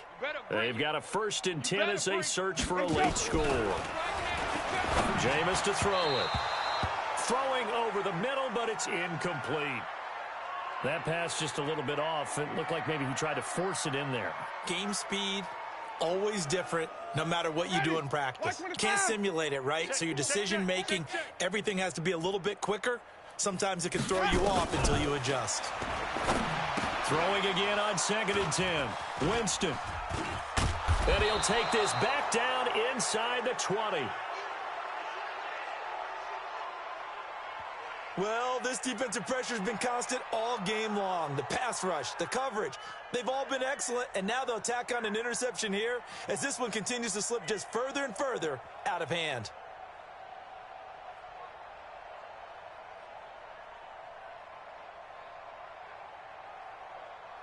Ready, ready. Mike's 5-4. Mike's 5-4. Here we go, here we go.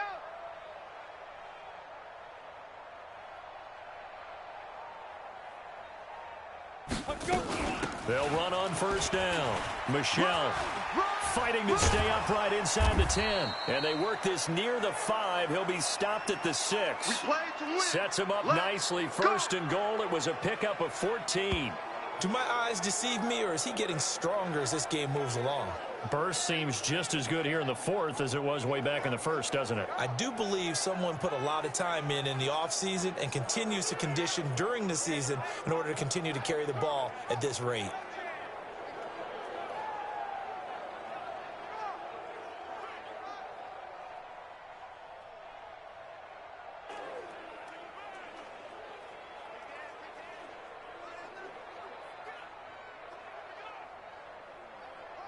Set, ready.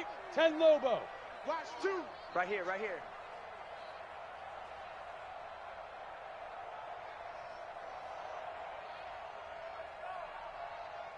Big grip, big grip. They'll try and run for it on first and goal. And he's able to get it down to the 2-yard line. Yeah! Give him 4 on the carry there at second and goal. That didn't just feel like good defense there. That felt like pride, didn't it? He's already gotten into the end zone twice, trying to get there for a third time. No one likes to have the hat trick against them. Oh, yeah, From the 2 now, oh, yeah, second and goal.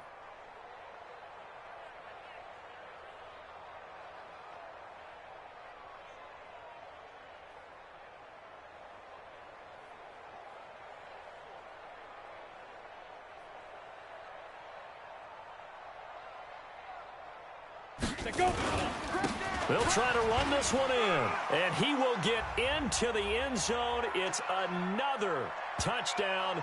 This thing is ugly.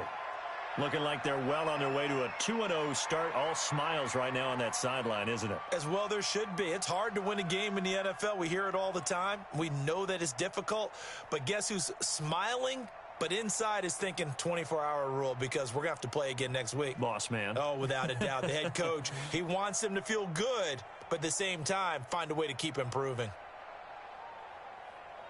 So the Patriot offense stays out there, and they'll line up and go for 2. Shoot. They'll try and throw for it. He'll buy some time right. And they are just not going to let up as he is into the end zone here for 2 more. Oh, boy, rubbing a little salt in the wound there, going for 2 up this big. You know, there's one time when I played, Brandon, and played against a team that was just absolutely pile driving us, and they ended up going for 2 late in the game. And I asked one of the guys, why'd you do that? He said, because we wanted to win by more. That feels like that type of situation. Wow. Well, it could also result in a melee later, though.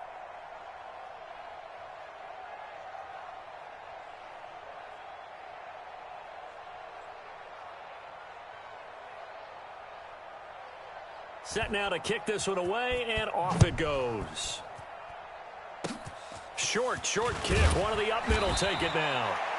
And they're going to wind up with pretty good starting field position as they get it up past the 35. They have gone to the 4th quarter, by the way, in that game in Cleveland. And the Lions emerging victorious. Kerryon Johnson, 2 touchdowns on the ground to help lead the way.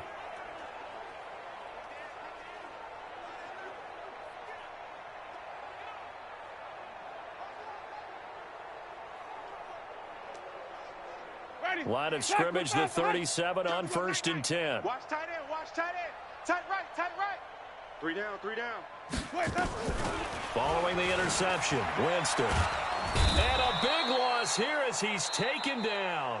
Now the Patriots will use the second of their timeouts. That'll leave them with just 1 remaining in this 4th quarter of play.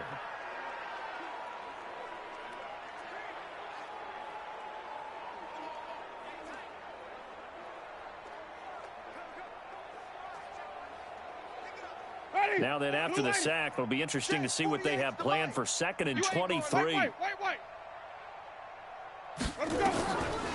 To throw is Winston. Quick hitter here, it's complete.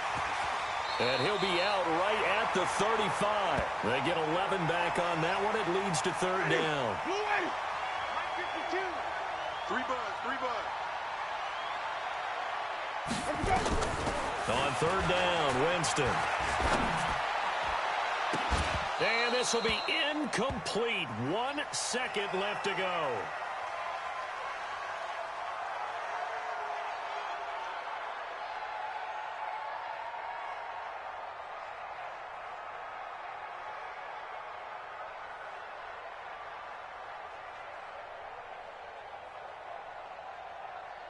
Here's Bradley Pinion now as he's on to punt for Tampa Bay.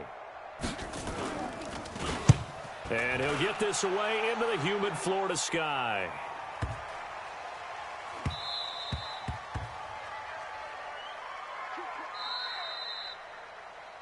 Well, Charles, it's one thing to win. It's another thing to win and put up the amount of points that they did. Boy, were they clicking on offense. They can't help but feel great about themselves, can they? I mean, what a game to put up that number of points, continually feeling like they're moving the ball and things are working and clicking. They think that they can bottle this and carry it with them. And as an offensive coordinator, you just don't think you can do anything wrong. Whatever you call, run, pass, it's all going to work. That's called being in the zone. So for the Patriots, it was a great all-around performance as they come out of this one with the victory. And they'll get another road date next week as their opponents will be the Pittsburgh Steelers. Meanwhile, for the Buccaneers, they'll drop to 0-2. And they'll try to get back on track next week as they head up to Orchard Park to take on the Buffalo Bills. And for Charles Davis and our entire crew here at EA Sports, I'm Brandon Gaudin saying so long, everybody.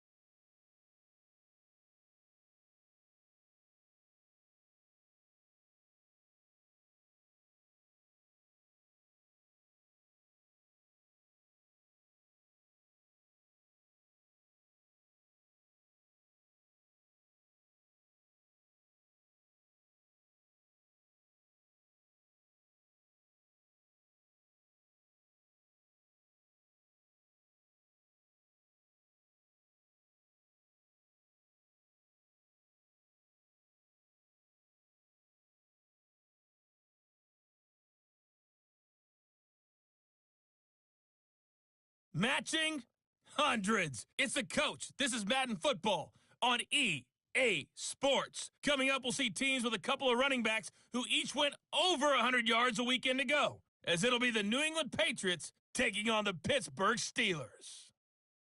I'll be back with you again with scores around the league at halftime, but kickoff right around the corner. And standing by to call the action, here are Brandon Godden and Charles Davis.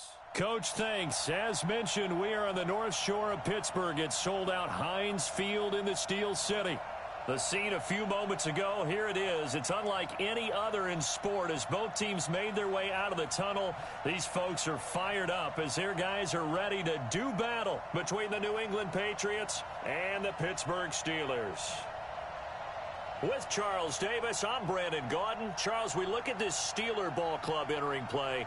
Now, losers their last time out, so they'll look to make amends here. And one of the best ways you can do that is to be at home, and they are. They're going to try and ride that home crowd and that wave of emotion to a victory in this one. On the other side of the field for the visiting Patriots, it's been a great start to the season. Back-to-back wins to begin the campaign.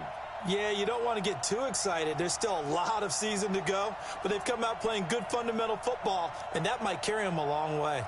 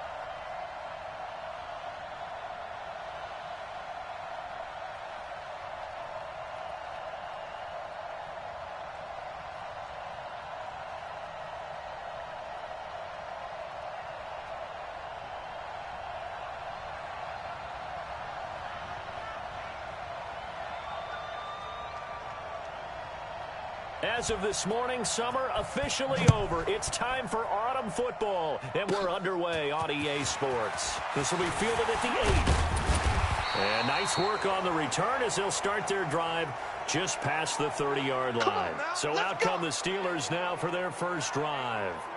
And trotting out there, their tall quarterback standing at 6'5". And what I enjoyed watching this week when we had a chance to watch them at practice, the easy camaraderie that he has with his offense. A lot of respect. A lot of respect, and frankly, I thought it spilled over to the defense. The defensive guys were coming over and teasing and joking with him. You can tell they respect the heck out of him and really want to play well for him.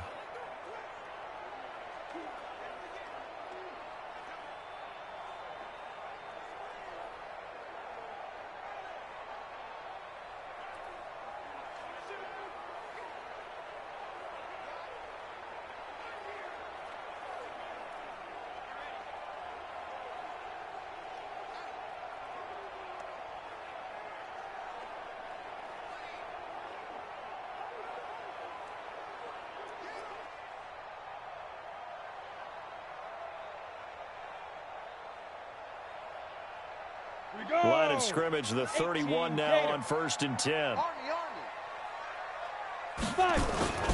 Here's a play fake as they set up to throw. Under a heavy rush, and down he goes. A bad start there. A big loss on their first play from scrimmage. It's second down.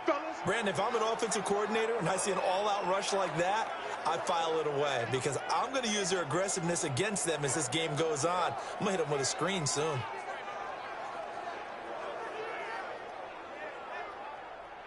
Now following the sack, they'll look to make amends on a second down and 17. On play action, they'll throw. Going top shelf for Smith-Schuster. And that going to be incomplete. Good effort there trying to take a shot, but it's third down. And let's take a look at the Steeler offense. And the play of this offensive line is going to be so important in this game because we saw the sack a minute or so ago. They've got to be able to give their guy time to throw. That means communication and being physical is vital. Otherwise, this could be a long game. I don't think this is the script they had in mind for their opening drive. This is 3rd and long. Now back to throw. That'll be taken in there by James Washington. They get 7 there, but it brings up 4th. Well, we hear so often how tackling has become almost a lost art in the NFL game, but it's so important to tackle well on these receivers, especially in a play like this one. 3rd down, they gave him the underneath stuff. You got to go up and make the tackle right away. The Steelers send out their punter now. He'll kick it away after a 3-and-out on the opening drive of the game. This will be fielded at the 17. Nice job bringing that one back. 14 on the return. Let's go. So now the Patriots getting set to take over on offense. And they will be led out by their 6'6" quarterback. And what I enjoyed in preparing for this game was talking not just with the coaching staff, but with him as well. And I found it interesting that the coaching staff sees him one way, and he sees himself an entirely different way. Yeah, one thing he said he's always working on, we know he's not bad at this, but his footwork, always wants to improve that, and that's something he's going to focus on here. And what was so funny, what the offensive coordinator say right off the top, he's got great footwork. Love his footwork. So this guy is never satisfied. And an alley to run. The 40, 30, 20, 10, 5. And he cuts middle and creates some space. And all the way in. Touchdown, New England. Sony Michel, his 11th touchdown of the year, as his guys are able to strike first here in this opening quarter. An ideal start for them, really. You force the punt, and then you go down and score. And you've got to see a fist pump on the sideline from the head coach, don't you? Because he's turned into his bench, and he's telling his team, this is how we prepare. Force the punt, go downfield and score. I told you guys, it's just like a boxer in the gym preparing for the fight. Now we get to turn it all loose.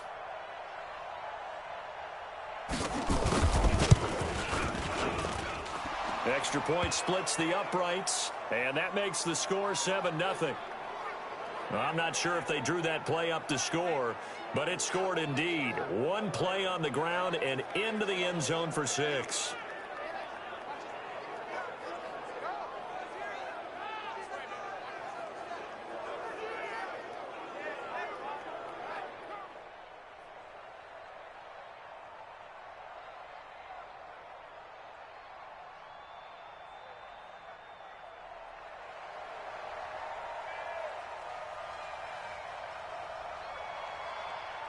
The kickoff unit is out on the field, and they will send this one away.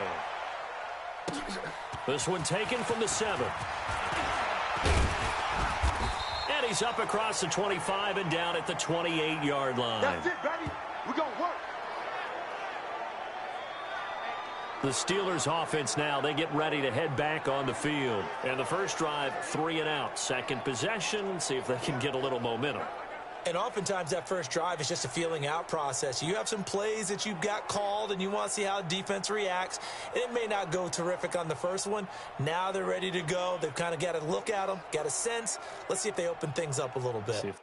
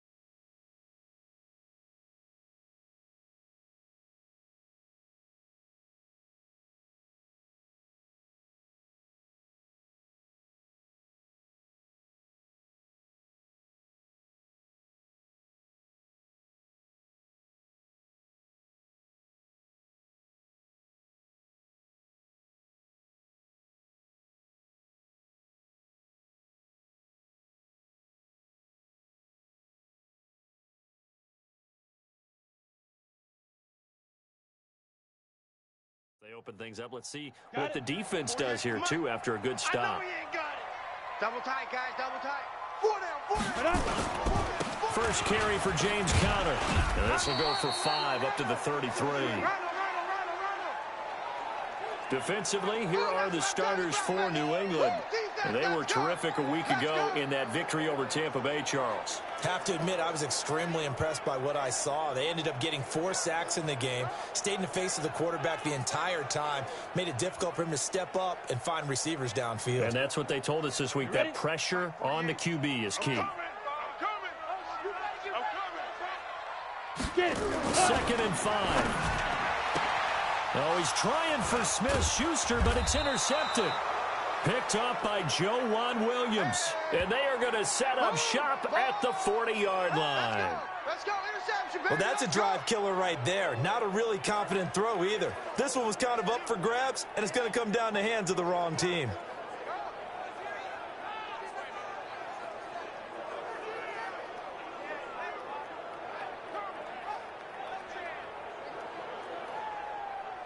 Offense marching back onto the field, and our focus shifts here to Sony Michel. Last week, over 100 yards, 3 touchdowns. We were talking with him on the field before the game. He said simply, I was in a groove. He obviously was. And I think he's being a little modest about that, being in a groove. That's a big-time game right there. And I think he feels like his entire team is coming along with him because they're creating spaces and holes for him to run through. He's making people miss, running through tackles.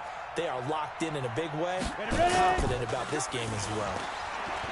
Now a play fake here on first down.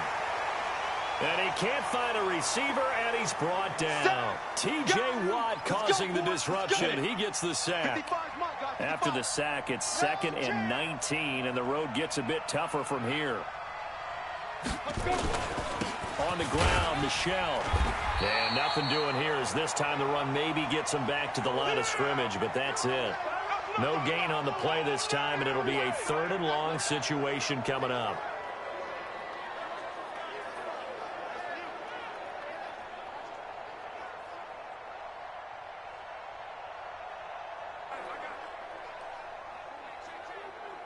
And the Steelers now in the nickel here on 3rd down. Set the tone, defense, let's go.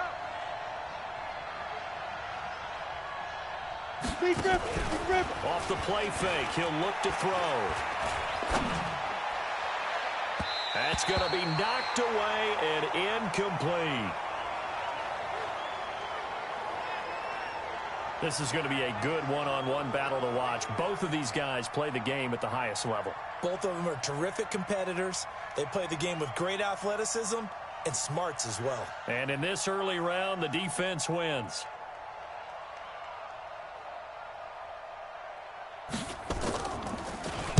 He only punted twice in the win last week as he gets this one away. Out of bounds and close. The question, was it a touchback? No. They'll say it crossed out at the 2-yard line. Excellent placement, and off that bounce, Charles, I didn't know where it was going to go. It can be an inexact science as to where they place it, but they say the 2-yard line. Yeah, I don't know how they really determined that. And let's face it, at the end of that play, one side's going to be happy, the other team's going to be unhappy. So, what do they do, shorten the hypotenuse? I mean, how do they figure that out? You know that stuff. You're the smart guy. No, that's you, partner. Down. 60 yards. Watch the curl. Watch the curl. We're going for a safety right here, folks. Back to Safety. Oh! And his throw here's Really good. Get the safety this time. Let's see if we can get it this time. Because I just realized for about the last We got 4 or it. 5 plays, I'm eking over We got your the territory safety. up here in the Interception We'll would get be back fine over to too, my but got him in. Safety. And he is not going to get I got my away. safety. The rush was too Yeah. strong, and this is going to wind up a That's safety. how I roll And you know the man around. who sat in my Yeah, chair the yeah. last few years, he has a theory. These plays, these safeties, they're so rare. Maybe they should be worth more than 2, maybe 4 points. I think he's got a great point. I really do, Brandon. But I would go ahead and up it to 6. I'm a former defender. To me, that's like scoring a touchdown. Easy now. I'll go 4. I don't know about 6. Come on. Come up to 6. A lot of points.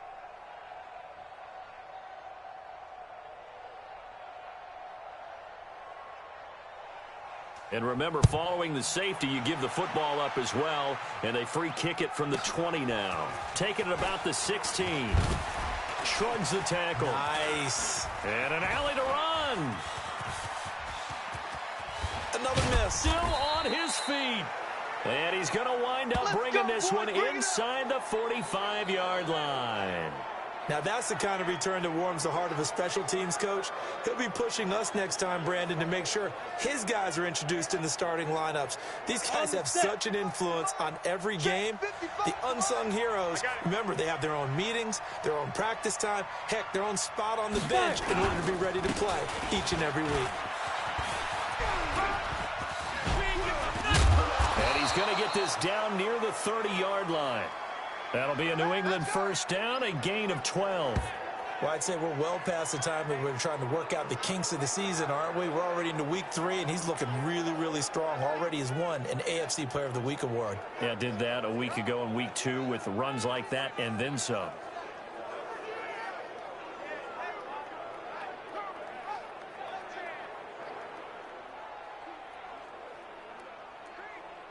So first and 10 now from the 30.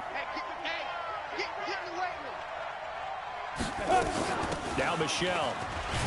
And they're going to stop him right at the line of scrimmage. Just no cutback lane to be found whatsoever. Second and 10. Time for a look at our starters here on defense. They've been pretty solid against the pass. Toward the middle of the pack, number 14 in the NFL. Take those rankings, throw them right out the window, because this is what you prepare for. This is what you practice for. This is what you think about. The ultimate test, taking on the number 1 overall offense in the league. You ain't got nothing. You ain't got anything. Back to throw now on second and 10. Got a man open. That's Harry. And they'll work it inside the 15-yard line before it's all said and done. And they're going to have themselves another first down as the tackle's made at the Steelers' 14. They sure put the coverage guys in a stress on that one. They thought they were going deep. Ends up curling inside for a nice chunk of yardage.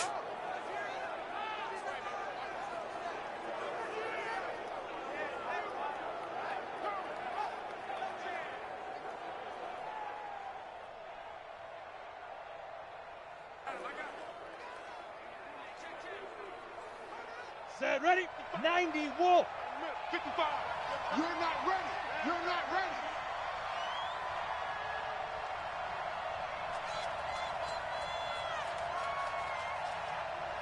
Now. On first down, Michelle. And they get to him quickly here as he stopped right around the 13. The first-round pick, Jair Alexander, making the tackle. 10 Lobo. Come on, baby. Come on, let's go. On second down now, Michelle. And here he'll get it down to the 7. Give him 6 yards on the carry. It's going to be 3rd and 3 now. 60 Pittsburgh. Got him.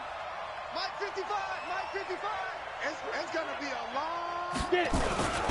They'll run with a former member of the Crimson Tide, Damian Harris. And he'll take it into the end zone for a Patriot touchdown. Damian Harris, his first touchdown of the new season. And the Patriots, they add on to their lead.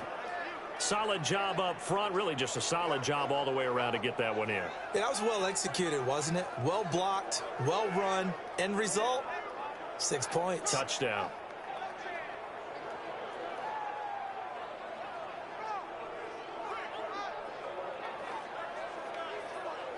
Now the extra point try forthcoming.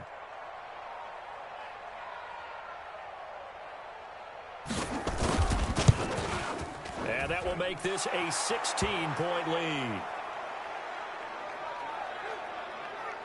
A drive that time of 6 plays. And it was Damian Harris who finished things off with a touchdown run.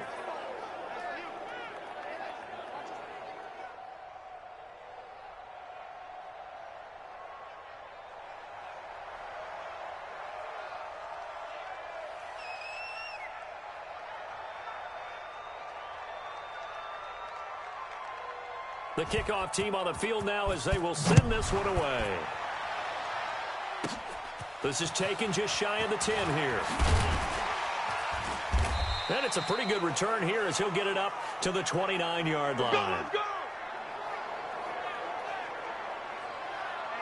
And Pittsburgh getting set to take the field. They're already looking up at a 16-0 deficit. Still plenty of time to go. First quarter. But work to be done as they come up 1st and 10.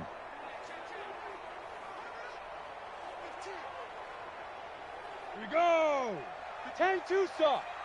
Here we go. Let's bring it. Let's go. Let's bring it. Let's bring it. Ready? They start with a give to counter, and they take him down, losing yardage back at the 27. It's a loss of 2 there, bringing up 2nd down. It's a tough one right there. He ran right into the teeth of the blitz as the linebacker was freed up in order to stuff that one for a loss. I think quarterbacks got to see that. Got to find a way to audible into something a little more advantageous.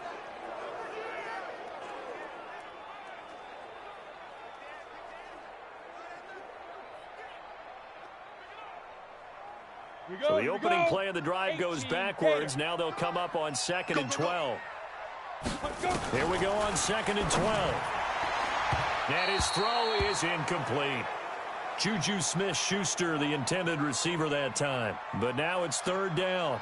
Well, it certainly appears that they're going to try and keep getting him the football. That's the 3rd time they've looked in his direction. Unfortunately, haven't completed one yet, but I'm not sure they're going to shy away from him. They feel like they've got something there, and they want to capitalize. I think you're right. We're only in the 1st quarter, so a lot. Nowhere to escape, and he goes down.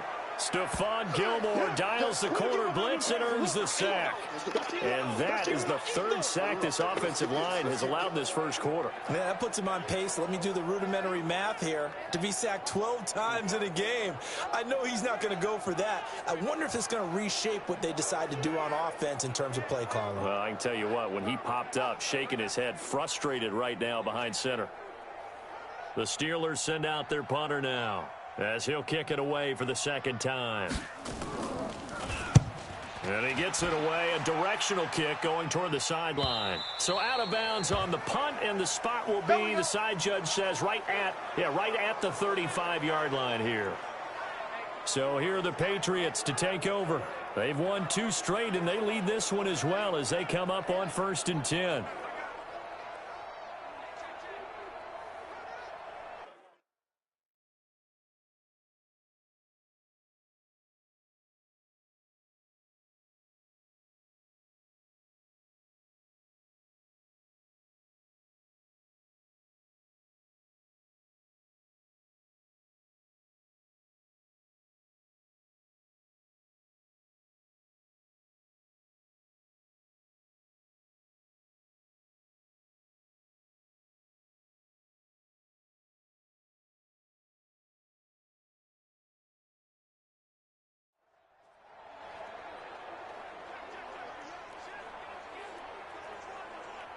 Ready, break. The Pats at the line, ready to go. They find themselves in a good-sized hole here, and a good-sized hole early on in this game as they come up on 1st down. They'll run it. This is Michel.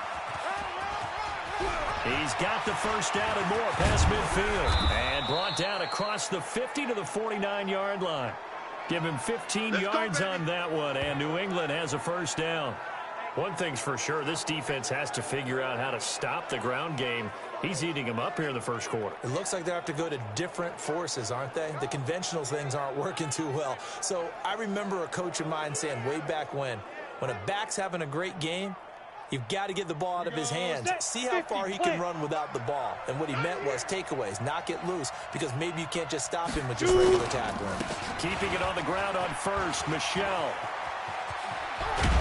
And he is tackled inside the 40, not quite to the 35. 14 yards is the pickup there, and a New England 1st down. Getting the sense, Charles, they're going to put a big emphasis this afternoon on the run game. And why not? What we're seeing so far, it's working pretty well from them. And here's the best part. We always talk about the best performers do their job when the lights come on. I think he likes natural light best. Back-to-back good plays have him on the move on 1st down. They'll run on 1st down. Lockhart. And he is met quickly in the backfield. Down he goes, folded like a lawn chair.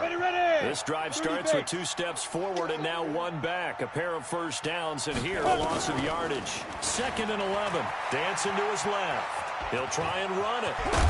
Now a loose football. The ball comes out. Last stop.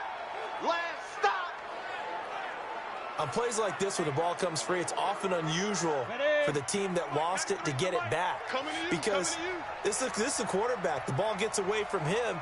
Everyone else is trying to execute what they're supposed to do on offense. They're usually looking in the other direction, downfield, or have moved away from him. In this case, though, a teammate is able to come up with the ball. Got his man. That's Harry. And he's in. Touchdown, Patriots. N'Keal Harry, his second touchdown on the season. And the Patriots, they add on to their lead. Now, first quarter, and this lead is already getting into dangerous territory. They better be careful on the other sideline. Yeah, it feels a little bit more like a basketball game where one team is pressing and that team can't get the ball over half court. I mean, it is stealing it and scoring it, layups, the whole deal. That's what it feels like right now. They are all over them. Now the try here for the point after.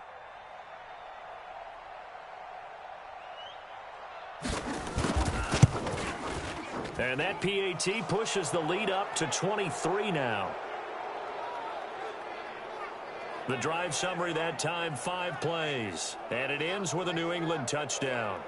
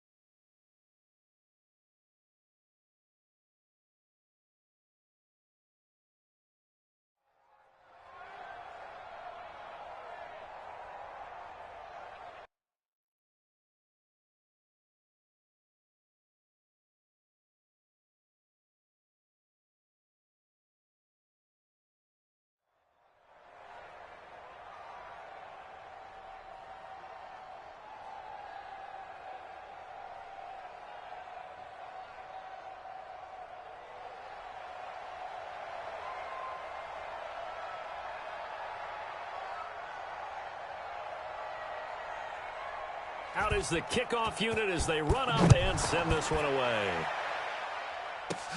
This one fielded at the 5. And not a bad return here. He gets it out to the 25-yard line. Come on, baby, let's go. Get excited. Let's go. Here he is, the man taking the snaps under center, heading out for the next possession. And I guess the question, Charles, is what's the formula for keeping him better protected? Because as we see, the protection, it struggled. And normally what you get is renewed determination. When the big guy gets hit, that usually sparks people. Hey, we can't let this happen anymore.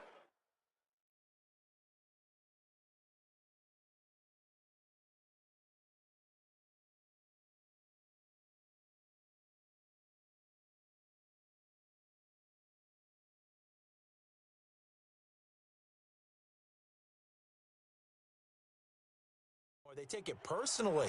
He's not supposed to be on the ground, but that hasn't been the case so far in this game. So maybe they've got to figure out how do they get rid of the ball faster to help out the offensive line so he doesn't get hit as much. And we'll see if they can keep him off the ground now going forward.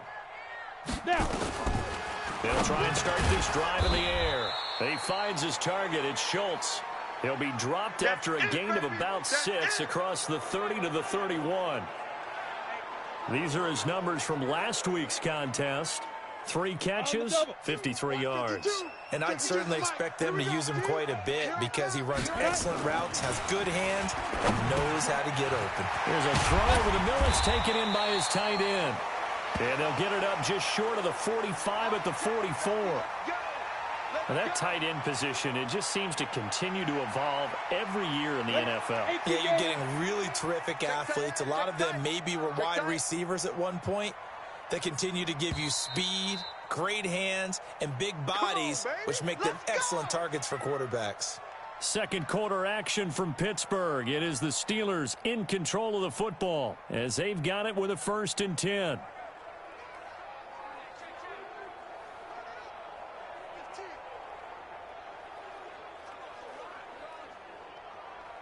Ready up. Who's the mic? Right here, over there, right? 52's the mic. That's right, baby. They don't want it. Get it. Let's go. On 1st and 10 is Connor. And they went the wrong way there. Losing yardage back at the 43-yard line.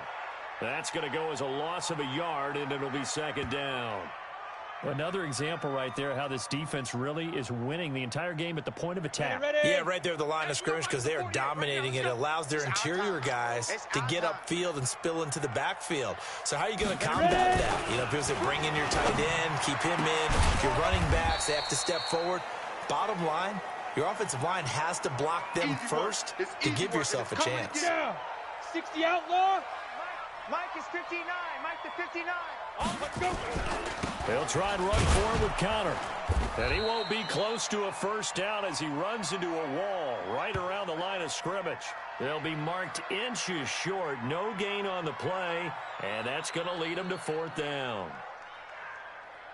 Perfectly designed blitz right there. They took that one from the grease board to the field because they were able to free up their linebacker to get into the backfield and spill the play. And this one will not be returnable as it sails out of bounds. Get ready. Offense marching back onto the field, and our focus shifts here to Sony Michel. He's already cruised past the 100-yard mark. We haven't even gone away for halftime yet. He might not want halftime. All right, why cool off? Keep everybody here.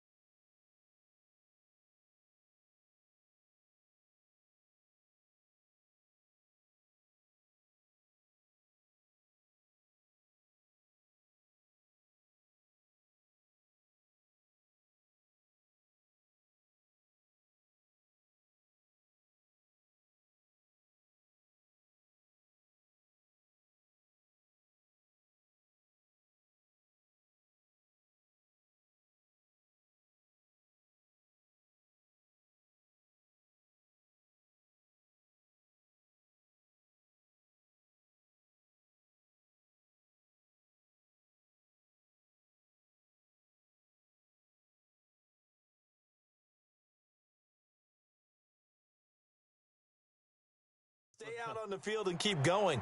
But all that being said, everything is really working well for them.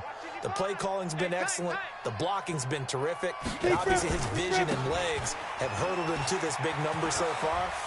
We could be seeing something really special here. And we'll see how much they give him the ball here. And they get him down, but not before he takes it across the 40-yard line. Give him 15 yards on that one, and New England has a first down. Now, this is an example of breaking down a defense, because on a lot of these runs, he's getting past the point of attack, and guess what he's doing? Forcing the secondary guys to have to make a lot of tackles. One play has him up past the 40 already, and another 1st and 10.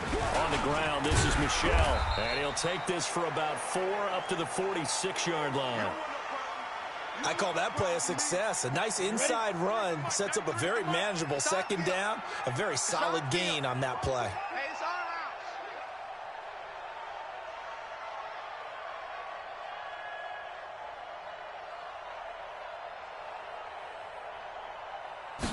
Second and 6. That's to his running back, Sony Michel. And he'll be brought down at the 45-yard line. 9 yards to pick up there, and it's a first down. Gotta like what we're seeing from him so far in this game. This is the 3rd game of the season, and he's already accumulated an AFC Offensive Player of the Week award in this young year. Yeah, week 2 was his. The announcement came Wednesday that he got that award. Here I come again. Here I come again.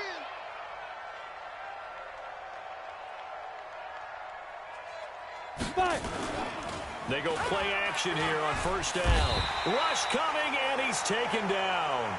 T.J. Watt picks up his 2nd sack of the afternoon. Now, we talk about players blitzing all the time. I often laugh and sometimes call it just straight-ahead pursuit. What a running start right back to the backfield for him. Yeah, it really didn't give anybody a chance to get up there and stop him. No, I mean, that's really, really difficult. You're asking a whole lot anyway, but when he gets that kind of a start and comes through clean, oftentimes he... And this is caught. It's a big play there for the Patriots. 54 yards.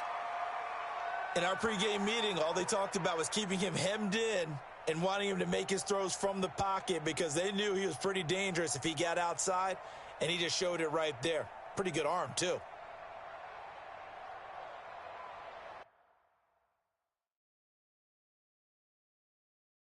So it's challenge time. The referee's tablet coming out, and the big question, Charles, did that football break the plane to the goal line? They just need any part of the ball to cross the goal line in order for it to count. Remember, it's got to be indisputable, though. Sometimes we think it's going to be there. We can't really find it on the tablet. So we'll see what the final call is going to be.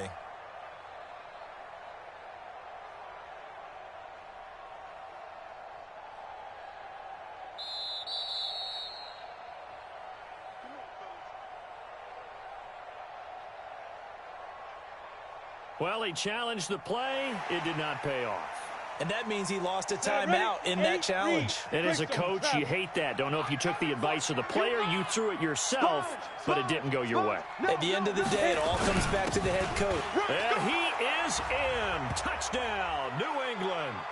Sony Michel, his 2nd touchdown of the game, giving him 12 on the season as his guys continue to pour it on. And always a good first half when you can hit pay dirt twice. And it never hurts to have that good feeling as the game moves on. Just think about halftime. If that's all he gets, he'll just sit there at the half and think, all right, 2 already.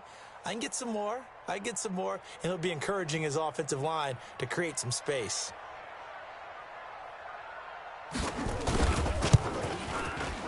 Point after, right down the middle. And the route is on here in this first half. So the drive there took 6 plays, and it was Sony Michel's touchdown scamper that polished the drive off.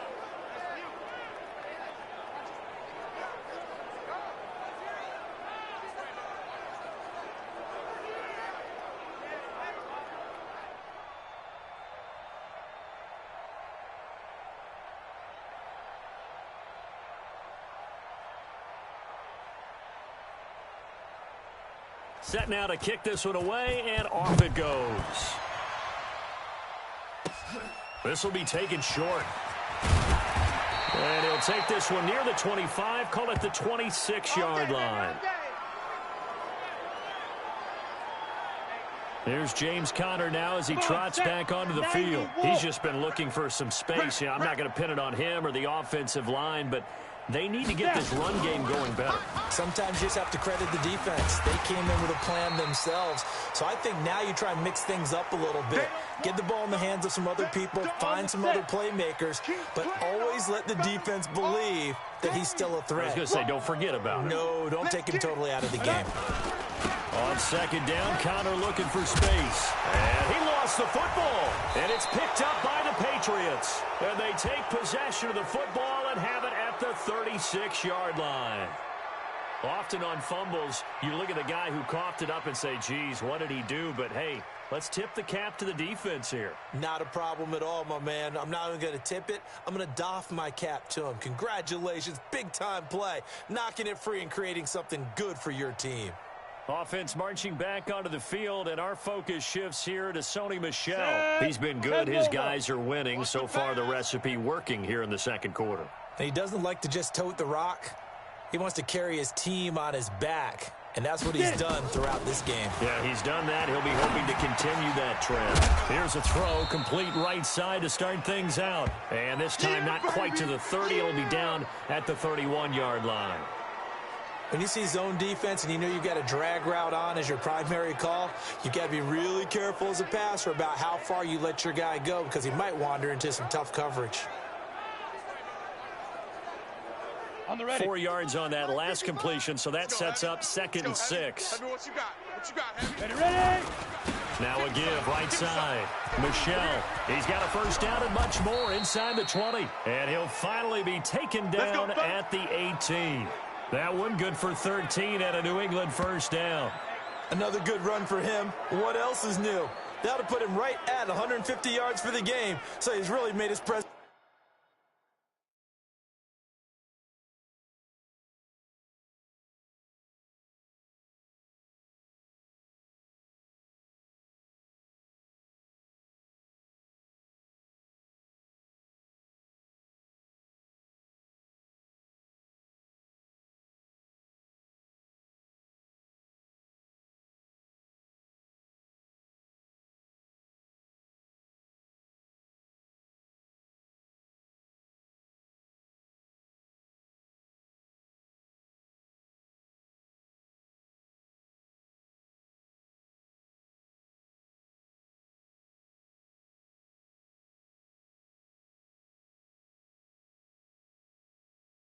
Felt in this one.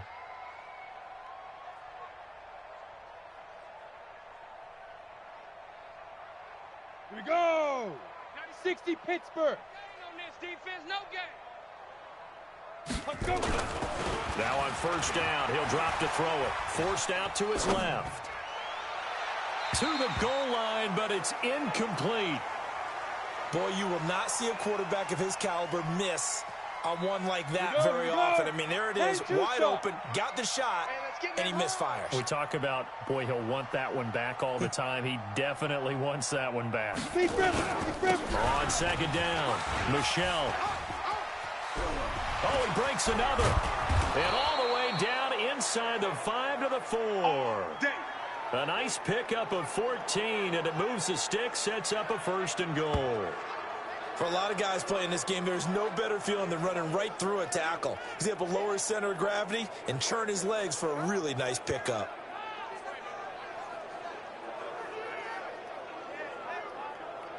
Ready to break. 56. Mike's 56. Yeah, that's what I do. Let's go. They'll look to throw here. And this is caught. Touchdown, Patriots. N'Keal Harry with his 2nd touchdown here in this first half as his guys continue to put this one out of reach. There was no going through the progressions on that touchdown pass. Yeah, nor was it necessary. His receiver won that route early, presented himself, no reason to wait. Go ahead and put it on him and score a touchdown. Now for the point after.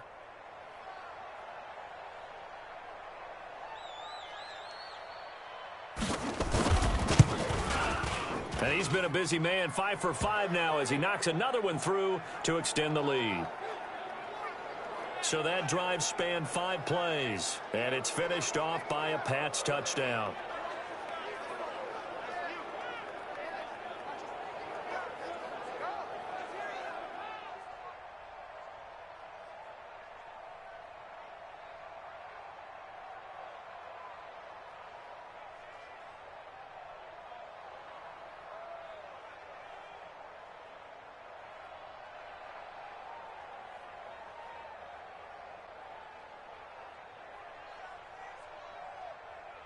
The kickoff unit is out on the field, and they will send this one away.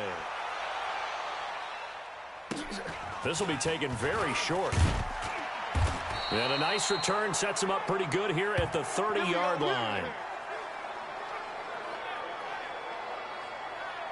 James Conner and the Steelers ready to get their next drive going. They've given him some touches. They haven't had a lot of success on the ground. Do you maybe keep going to that well, or do you mix it up more? I think you mix it up more, try and loosen things up.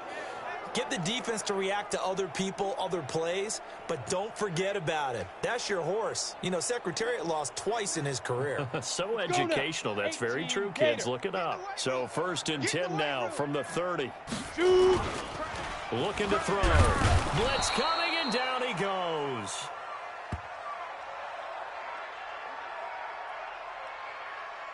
The amount of sacks that they've absorbed in this game is absolutely extraordinary. Let's just face it.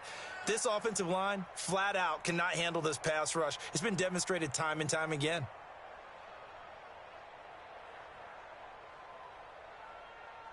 They come up on 2nd and long, and the pass protection just has not been there this afternoon. Tight ends on the Ringo. Back to throw here. Going top shelf for Smith-Schuster. And that's caught inside the 30. A big play that time for Pittsburgh. And even 50 yards for an offense that has not found the end zone yet. That's a big play. There's the spark right there. The big play that they needed. Now they've got to go ahead and finish this drive and put this ball in the end zone. Yo, that pass, it ain't gonna stop me. Watch what I'm gonna do. I'm gonna make a fumble, or I'm gonna get an interception. Stay tuned. So now then, the big play has him all the way inside the 30 now, 1st and 10. On the counter, it's Conner. And the running lane's non-existent in this first half as they'll stop him behind They are the not line. going to get good no response points. by the defense, No sending them points backwards at all. after that huge gain last play. No points. And the big fella stuffed that one up in a big way. I think doubling him has to be a priority because you can't move up to the next level if you don't take care of him first. 48's the mic. Check. 2nd and 13. Throwing middle, but it's incomplete. This defense has been very disruptive early on as they force another one to go awry. Seems to be the front and the back end. Pass rush, they've been able to get home, and they're taking the ball away in coverage as well. I love how you put it together. The front and back working in sync, only way to play good defense. Now on 3rd and long, they'll look to throw. Well, the two men come together, and it's incomplete. Excellent work defensively, brings up 4th down. You can tell they were hoping for a flag there offensively. Several on the sideline motioning, hey, why not a penalty? Why not a penalty? What did you see? Yeah, I think you've got to let them play, and the officials are instructed. If there's contact coming from both sides, no flag. Let them fight it out. And forces 4th down.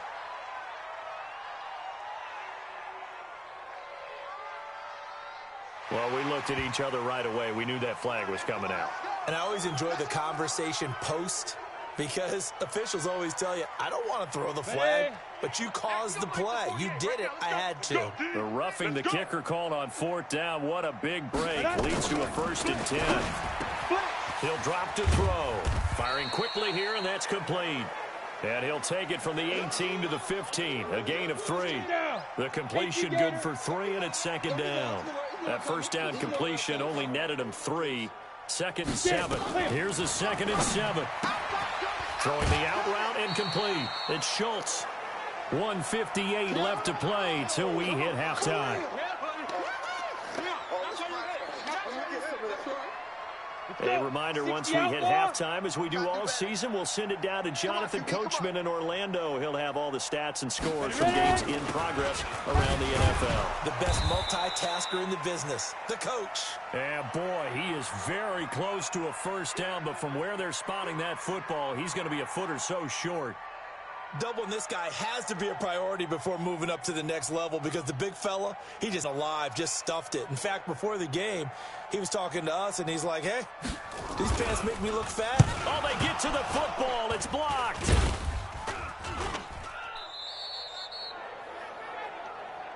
Please tell me this doesn't come off as snarky, but that's a relative chip shot. I mean, you've got to be able to execute that one. I don't care what they design on the other side about trying to block the kick. That should be 3 points on the board. Yeah, we've talked about it before. If you're out at 55, 60 yards, low trajectory from here, you get that thing up, this should be 3. Yeah, there's nothing routine in football, but this one really almost should be. Snap, hold, kick, ball through the post. Didn't happen that way. So now a chance for points in the opposite direction after the blocked field goal. They'll come out throwing here to start the drive. Pressure gets to him, and down he goes. Back at the 4-yard line. Now the Patriots will use the second of their timeouts as they get the stoppage with just under 50 seconds remaining in half number 1.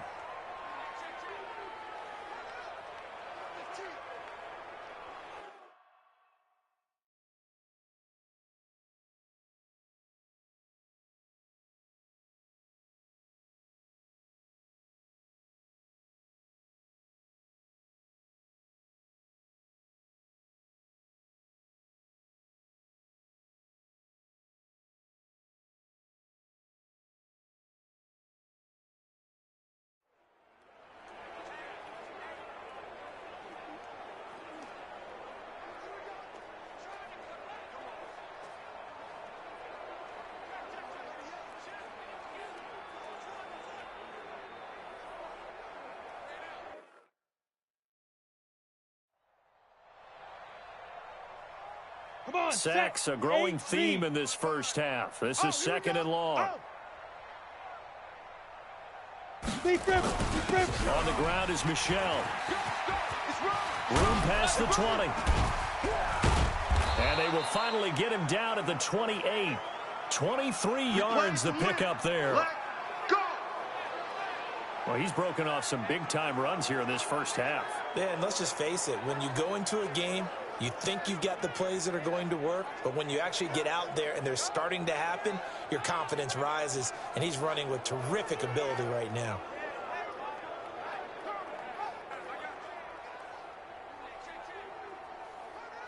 Set 90 Wolf. Here we go, D. Let's go. Running game working. They'll stick with it on first down. And he'll just push his way forward for a few as the clock will run. Just a yard on the pickup there, and it'll bring up a 2nd and 9. The Patriots will take their third and final timeout as they'll stop it with 13 seconds to play in half number 1.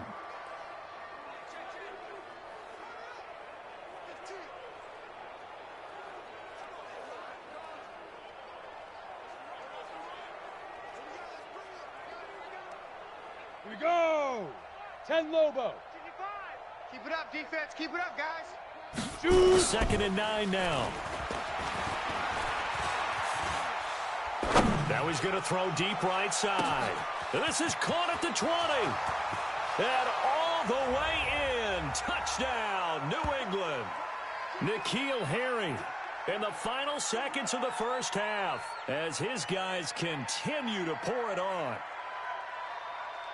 As he was shuffling right out of the pocket, you could just tell he was going to take a shot downfield. He had his eyes down there the whole way. He certainly did. He wasn't taking off to go, right? When he was flush from the pocket, a lot of times you see him, eyes will drop, ball will get tucked, and he takes off, becomes a running back. But as you noted, stayed alive as a passer, tremendous body control, and a pretty good arm there, too. Extra point attempt to follow here.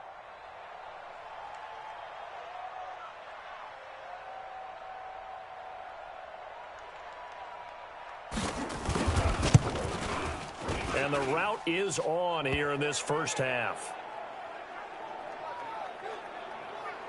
scoring summary. 3-play drive. And it ends with a New England touchdown.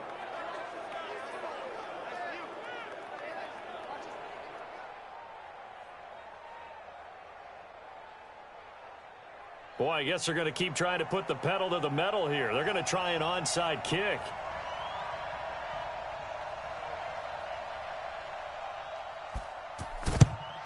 And this doesn't work. The Steelers recover it. A second quarter onside kick there that failed. Is that something that maybe they had dialed up before this game started? It feels like it, doesn't it? That they thought they had the right situation, and the right approach in going after it. Also may signal that they feel like they have the superior team, that they can try these sorts of things, and it won't come back and hurt them later.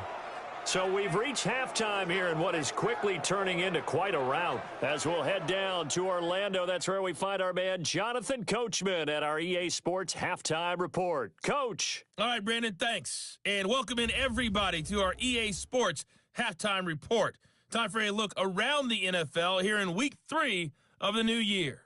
We'll start with a couple of teams that drafted quarterbacks at 1 and 3 in the 2018 draft. Are pissed off Cleveland at me. heading up to They're take on the helmets. New York Jets. Whoa, and it's the Browns who are out on top.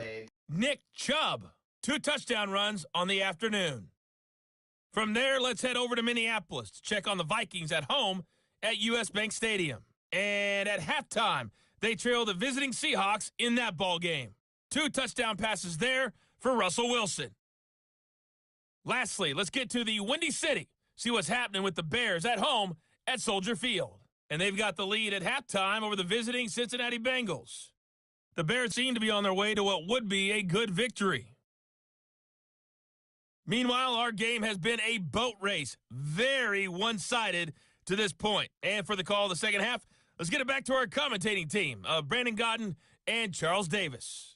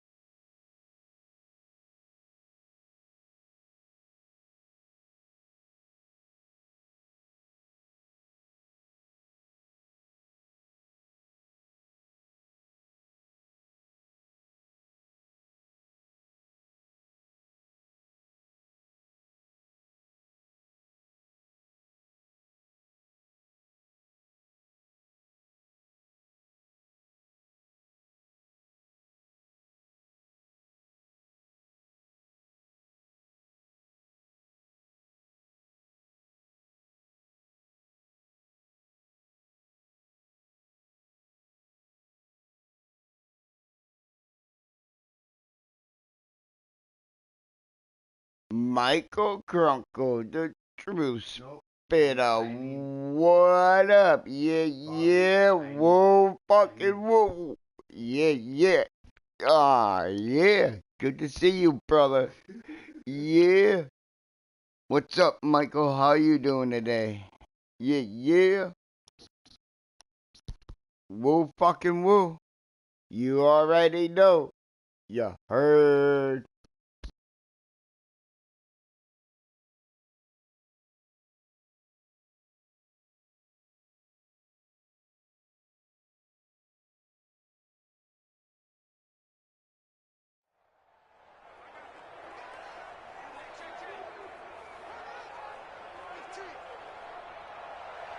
So here we go for half number That's 2. good, The bro. Patriots with the lead, and they will be getting the football. That's good, man. Let's get a few yards into the end zone. Oh, no. And a pretty Not good return here. He'll be this stopped time. just shy of the 25 at the 24-yard line. But no, good to see you, Michael. Offense marching back onto the field, and our Yeah. focus shifts here to Sony Fucking Michel. And he's sure looking like a lock for a 1,000-yard season. Don't know if Big he's going to get it in shout-out this game, but he'd probably like to just to to get past that point. everybody. Yeah, and if he doesn't, Yeah, as you noted, there's still yeah. time, still opportunity. There's still more games to be played. So, yeah, it's not a lock, but barring injury, it certainly looks like he's going to get there. And what an accomplishment that is. Anytime you get over 1,000 yards, you're celebrated in the NFL. It's been quite a season. Still a couple chapters left in that book, though. They'll come out throwing here on first down. Catch is made by Harry. And they work this well upfield across the 45. Fresh out of the locker room, they hit. Hey, Michael Crunkle, tomorrow I'll be going live around like 3:30, 4 o'clock. And then, Sunday I'll be going live, for the Father's Day car show that we have around here. Stay tuned for that. Yeah. I'm doing alright myself. Just living life one day at a time. Yeah.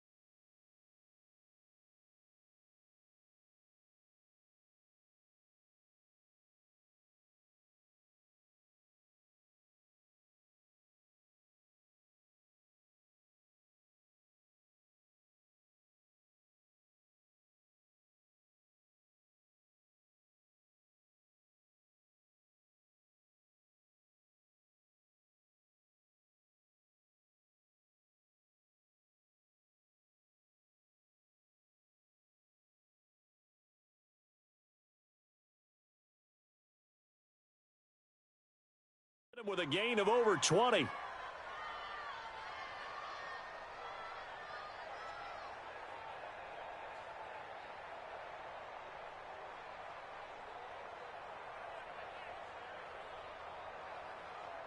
Ready, set. A big hitter to start the drive has him up near midfield here for 1st and 10. Back to throw. And he's going to have the hook up here with Harry. And he takes this one down almost all the way to the 30. That's back-to-back plays of over 20 yards. His big game continues. Already has a 3 touchdown grabs, tacking on some more yardage and a 1st down. And how precise has his route running been in this game? We just saw him get open yet again, and he's also made adjustments as the defense has tried to really stop him. Throw left side complete to Harry.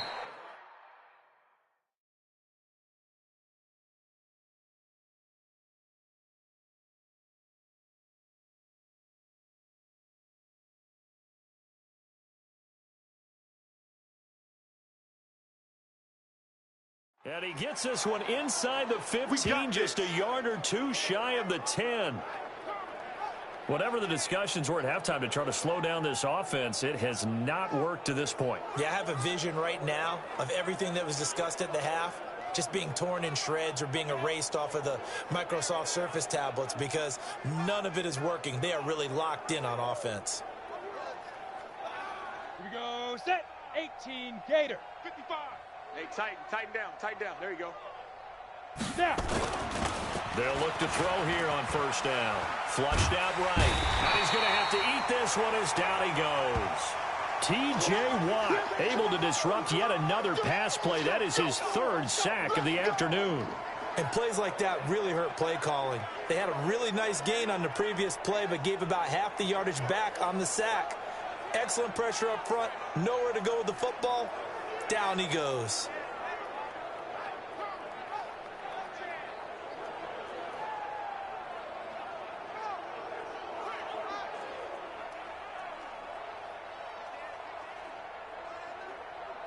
And they need to work to at least get some of this yardage back after the sack. 2nd and 19. They'll set up to throw. A battle for it, and it's intercepted. Picked up by Josh Jones. And a big turnover there as his guys will get the football back. First possession of the 3rd quarter, an interception, so maybe a second-half tone setter. Indeed, and not the tone they wanted to set. That's the equivalent of running out the wrong door and running into your pool instead of running out onto the field. A real dud for that one. Has that happened to you before? No, but I've heard stories about teams actually doing that back in the good old days.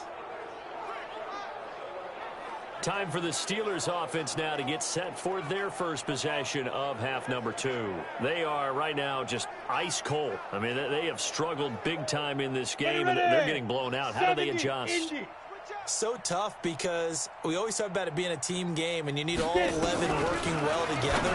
But every now and then, partner, you need that one guy who can make a play against all odds that maybe can ignite things. And I think that's what they're looking for right now. Yeah, you talk about going to your playmakers. They probably need to do it. Find someone that you're used to touching the football that makes big plays and give them that opportunity to maybe wake up everyone else. Ready up.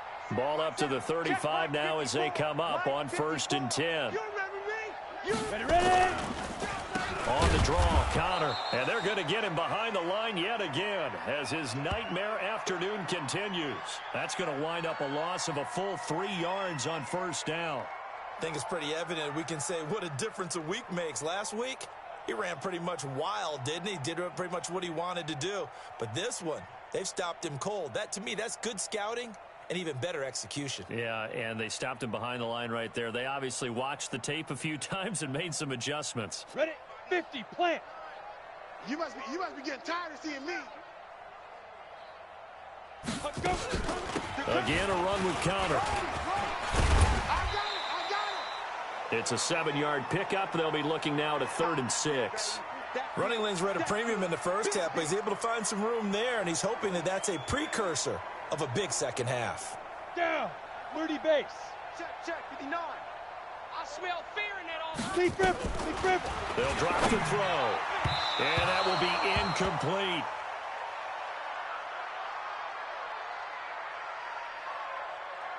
Another drive comes and goes. Still nothing on the scoreboard. Yeah, and when the second half comes, you know, it's real easy to get discouraged and wonder if you're ever going to get things started. But you just got to fight through it. Got to keep pounding away. The Steelers send out their punter now, as he'll punt it away for the 4th time today. And no return possible here as they angle this one out of bounds. Excellent placement, and off that bounce, Charles, I didn't know where it was going to go. It can be an inexact science as to where they place it, but they say the 2-yard line. Yeah, I don't know how they really determined that. And let's face it, at the end of that play, one side's going to be happy, the other team's going to be unhappy. So, what do they do, shorten the hypotenuse? I mean, how do they figure that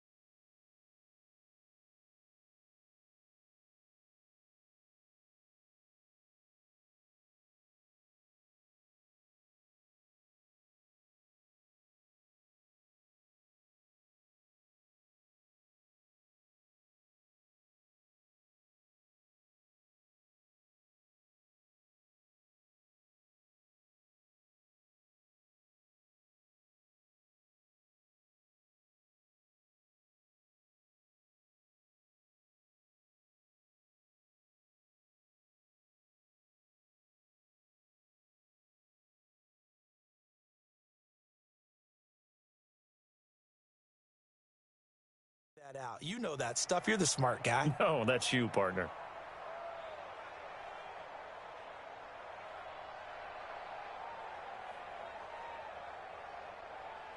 Let's go. The Pats at the line, ready to go. And they will begin with, should we call it, far from ideal starting field position, their own 2-yard line. So what's your definition of ideal? The 1-yard line on the other side of the field. Yes, exactly right. So, yes, your definition is apropos in this case. 5 yards is the tally on first down. That brings up 2nd and 5. Come on.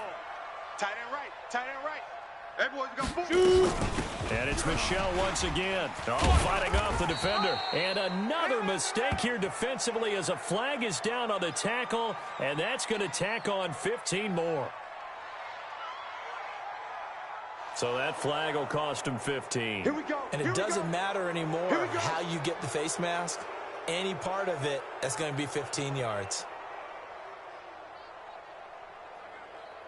So the yellow flag came out, and that leads to a new set of downs for this offense. 1st and 10. 5. They'll set up a throw. Steps away to his left. Oh, he'll try and throw it deep to the other side of the field. And that will be incomplete. Would have been a big hitter if they had connected. Instead, it's 2nd down. Come on, 2nd and 10 now from the 27.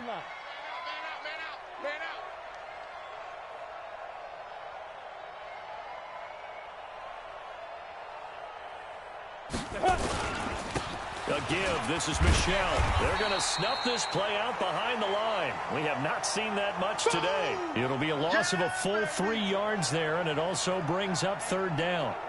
You know, it's become cliche, but we have seen it and observed it. When runners have days like what we're seeing right now, they often take their offensive linemen out for steaks afterwards, don't they? They all go buy them dinner. But after a play like that, he might reduce and might go to the corner and just grab a hot dog or two, huh? Hey, I mean, they've still been blocking for him well in this game. They don't get one mulligan up front. Okay, so what we're saying then is we're going petite filet instead of porter. He's got a man complete.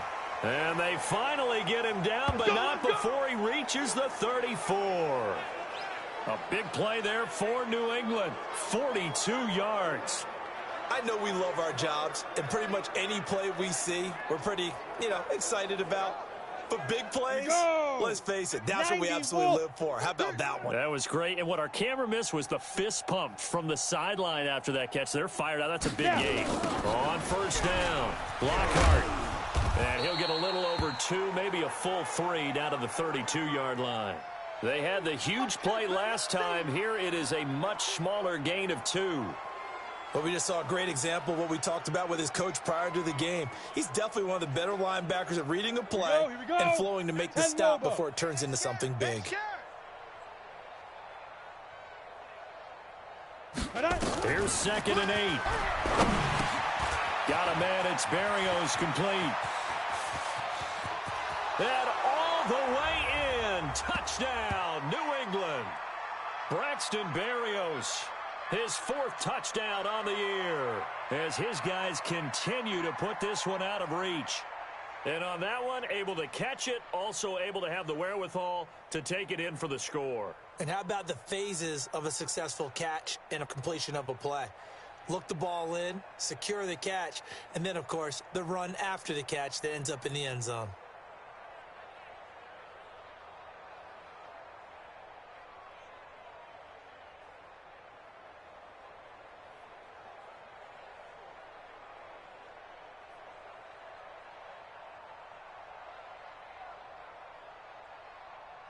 Extra point forthcoming.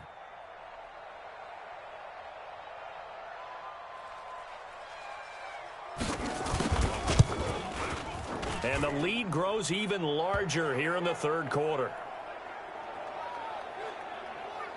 That time a 6-play drive, and it's finished off by a Pats touchdown.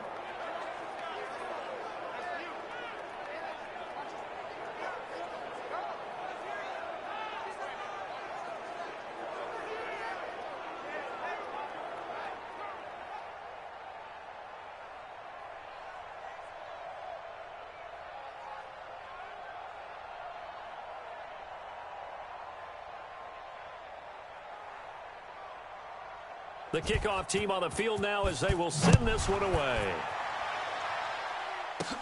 This one taken just inside the 10. And he'll take it past the 25 and up to the 28-yard line. Pittsburgh's offense now heading back out onto the field. They've got to dig down deep. I mean, they need something right now, really anything to cling on to. This offense has struggled.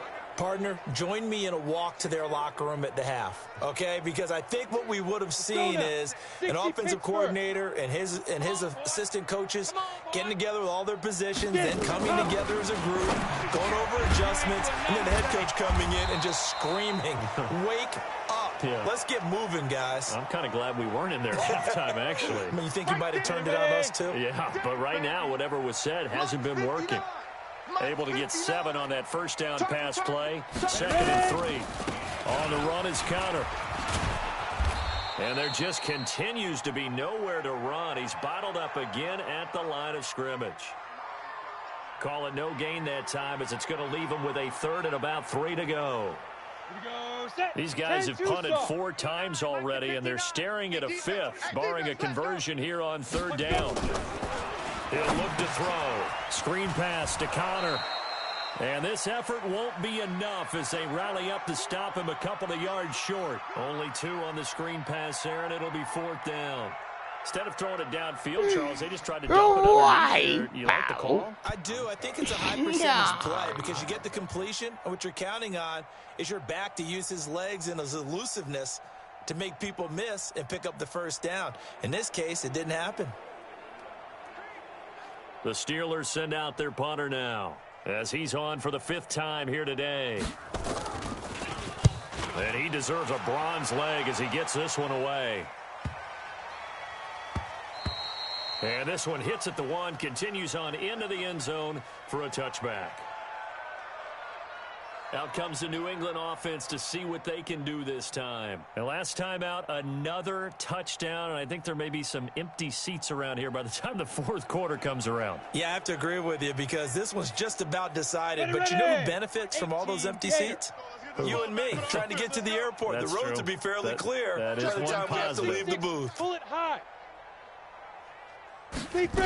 This drive starts out on the ground with Michelle.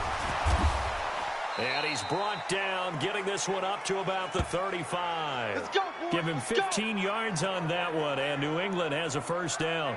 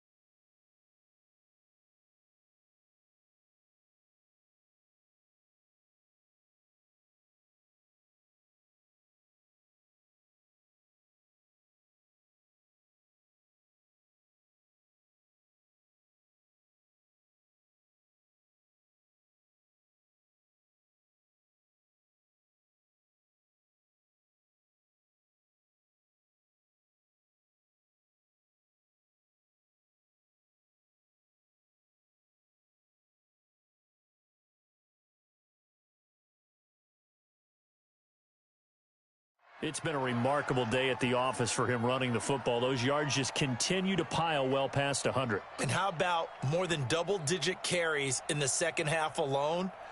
That's what you want as a runner because you've got to prove to your offensive line that you're going to be as tough as they are. They don't rotate in and out on every play. Running backs often do, so those who can stay out there with their offensive linemen, those are the guys they really value. Now a quick throw as that's complete on the hitch route. Just a yard on the catch there. It'll be 2nd and 9.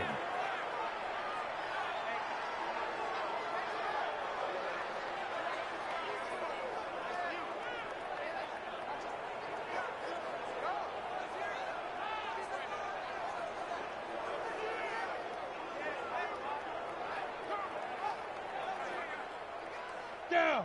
50, plant. 55. Let's go, defense. Hey, man up, D. Two. He'll look to throw. And his throw's going to be incomplete.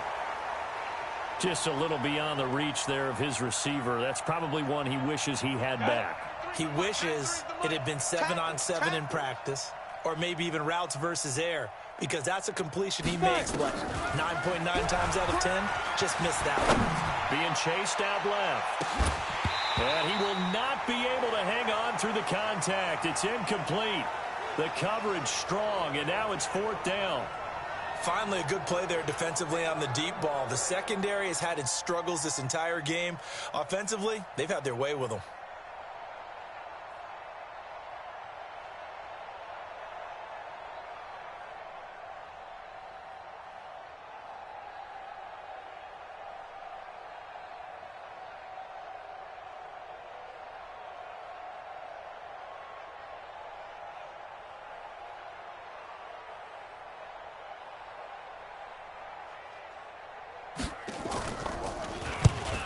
as the punt team now as this one's sent away.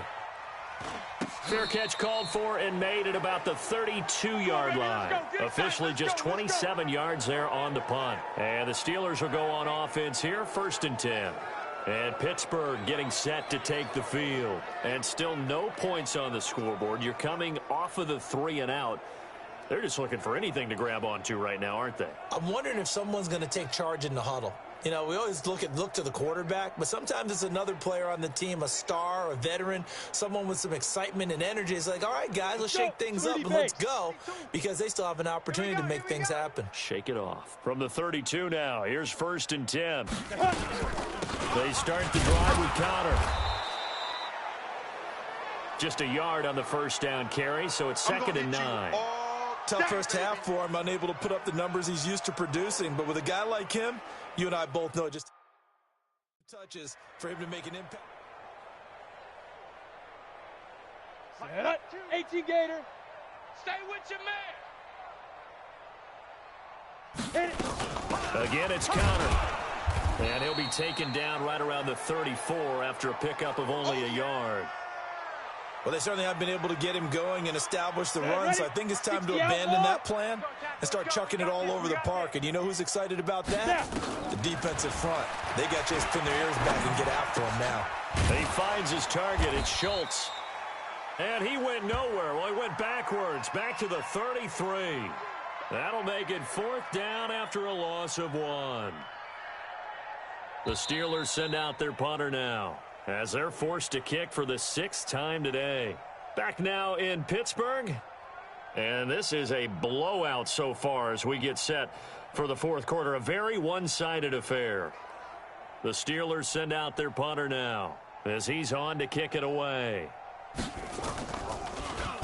He's averaging just under 50 yards a punt as he gets this away. This is fielded inside the 5. A very good return that time. 18 yards. And the Patriots take over. Out comes the New England offense to see what they can do this time. With this lead and the football, things obviously looking good, but maybe, you've taught me this before, maybe this is where the defense is hoping that the offense helps them preserve that shutout that they've got going. And it has to be in the minds of the offense that they know how rare it is to get a shutout. So take care of them, protect them, take care of the ball, move it downfield, run the clock down. You don't want your defense to have to go on the field again the rest of the game. Reward them. They begin with Michel on the ground. And an alley to run. And they're going to get this beyond the 40 before he's taken down. Come on, baby. An ideal beginning of the drive there as they'll get 20 and a 1st down. And I think we can get used to seeing more of that in this 4th quarter, especially if they're having success on the ground like they did there. Yeah, I think back when we met with the head coach in preseason, and all he talked about was building a bully. And I think it was this situation he was envisioning. Trying to ice a game, plenty of time left, but being able to give the ball to his big runner and pound away and try and finish off a game.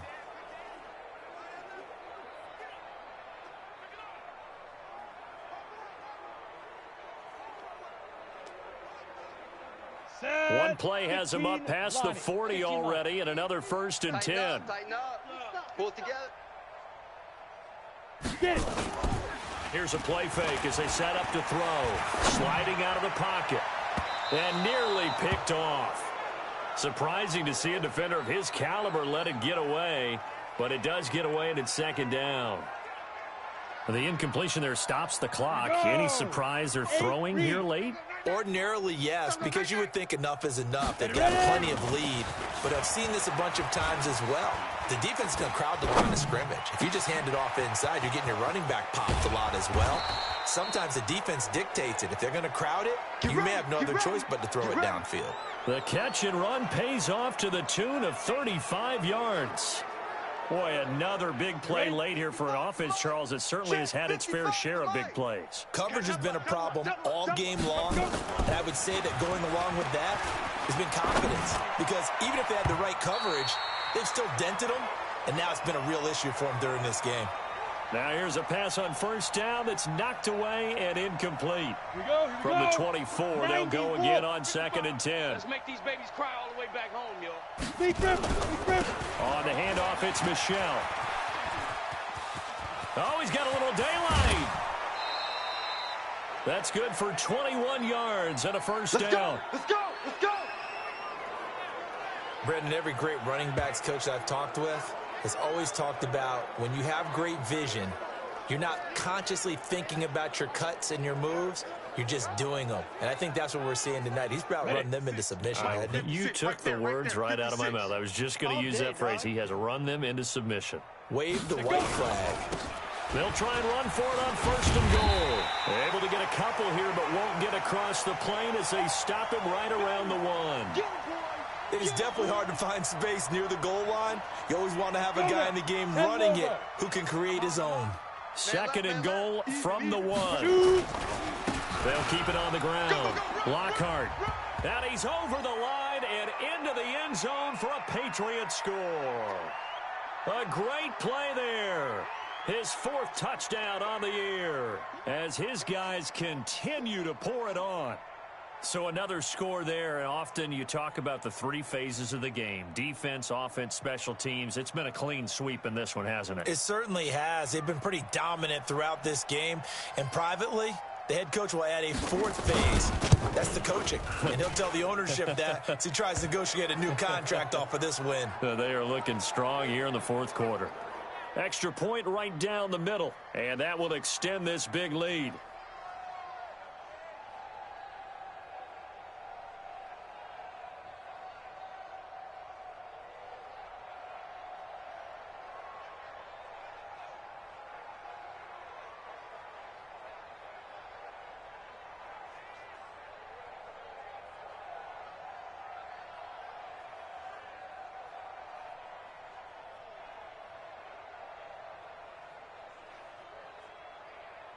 Out is the kickoff unit as they run up and send this one away. This will be taken short. And he'll get it up to about the 26-yard line just across the 25. Let's go, boys! Bring it on! Pittsburgh's offense now heading back out onto the field. And let's face it, this drive is not going to have any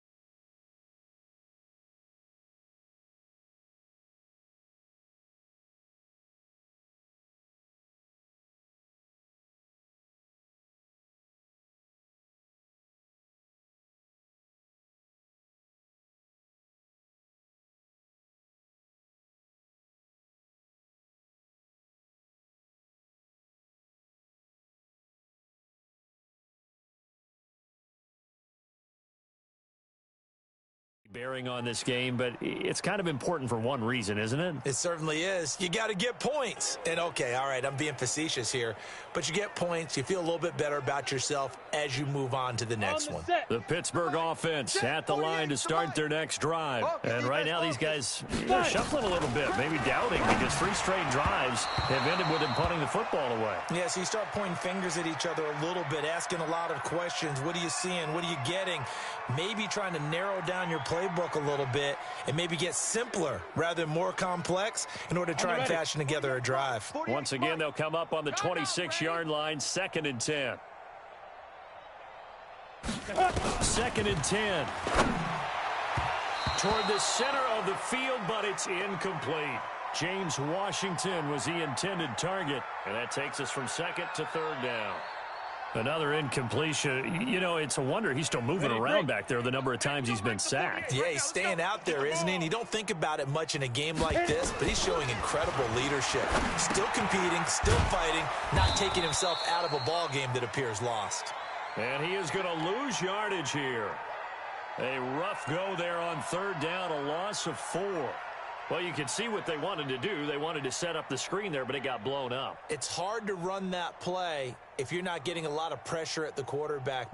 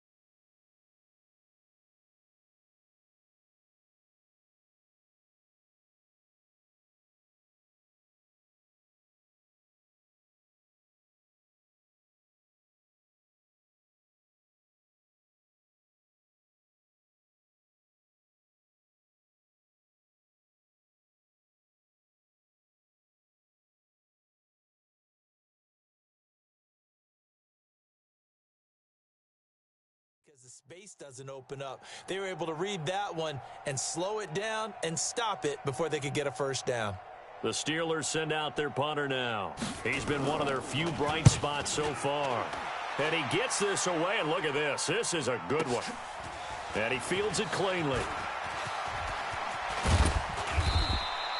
A very good return there. Give him an even 20 yards. And possession will switch hands, 1st and 10. Out comes the New England offense to see what they can do this time. Well, this ball game certainly has gotten a little out of hand. This is normally when they say you got to fill. This is fill time for guys like you and I. But, yeah, to be frank, just a dominating performance. Really impressive what we've seen. It is, and I'm glad that you went in that direction because otherwise we're going to have to talk about the museum tour we took yesterday. Which was also impressive. Which was also very impressive. But this game, how they've done it, offense, defense. This is caught inside the 15. It's a big play there for the Patriots. 54 yards. Still throwing the football here, even with the big lead. Yeah, I know you and I came up in a different era, and we think about sportsmanship and all that. Other people think about fantasy points and getting their numbers. That's all they care about right now.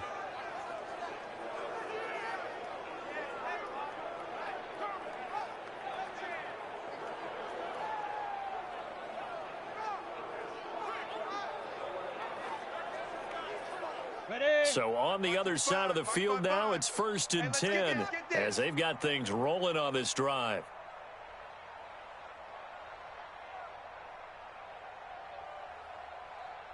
Now a handoff here to his running back.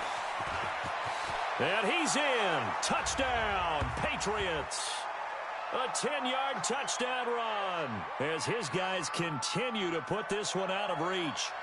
There's no doubt in my mind. And do you hear that? Do you hear the... It's not scales, right? No, I don't hear scales. Do I actually hear a tune being warbled? I think the fat lady's humming. Yeah, she's doing more than humming. She's belting it out right now. She's going. She's full bore. Yeah, this thing is flat out finished. A try here for the extra point.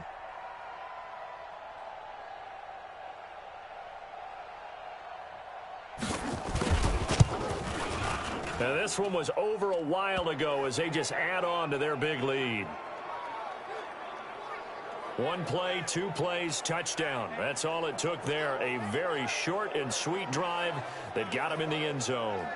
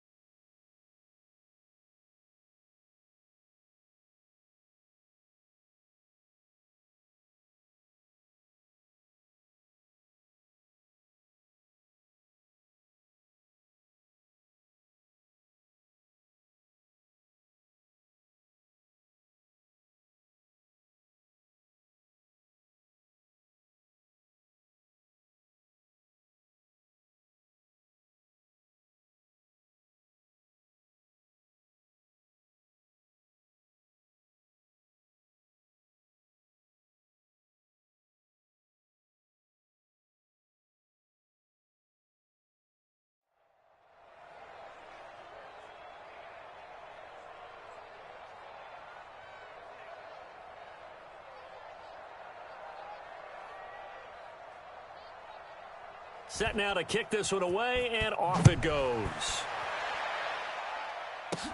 This will be taken very short.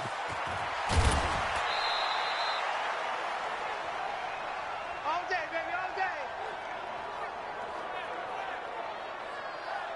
day. And Pittsburgh getting set to take the field. And 3 and out on the last drive. No points on the scoreboard. A little soul-searching now.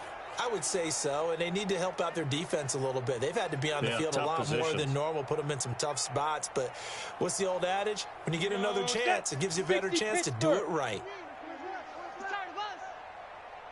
Get it.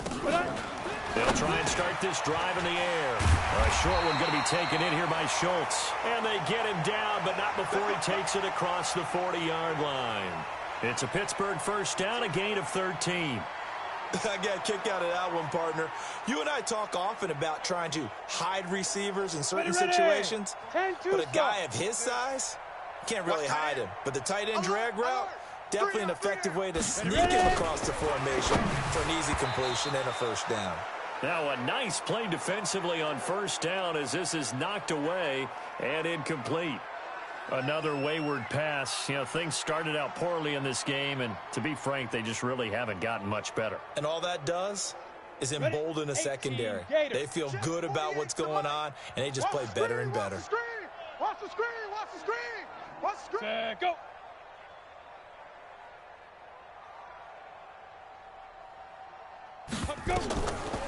Now he'll look to throw here on 2nd and 10. His throw incomplete. I think this one offensively, this is one where you just say, let's move on. Let's not even watch the game tapes from this one. Yeah, you might just want to throw it in the trash, act like it was never there in the first place. Yeah, just say we're good. I actually have heard of a coach in the past who took his team out to the practice field and ceremonially buried the game films from the prior game when they got clobbered. That was his way of putting it behind them.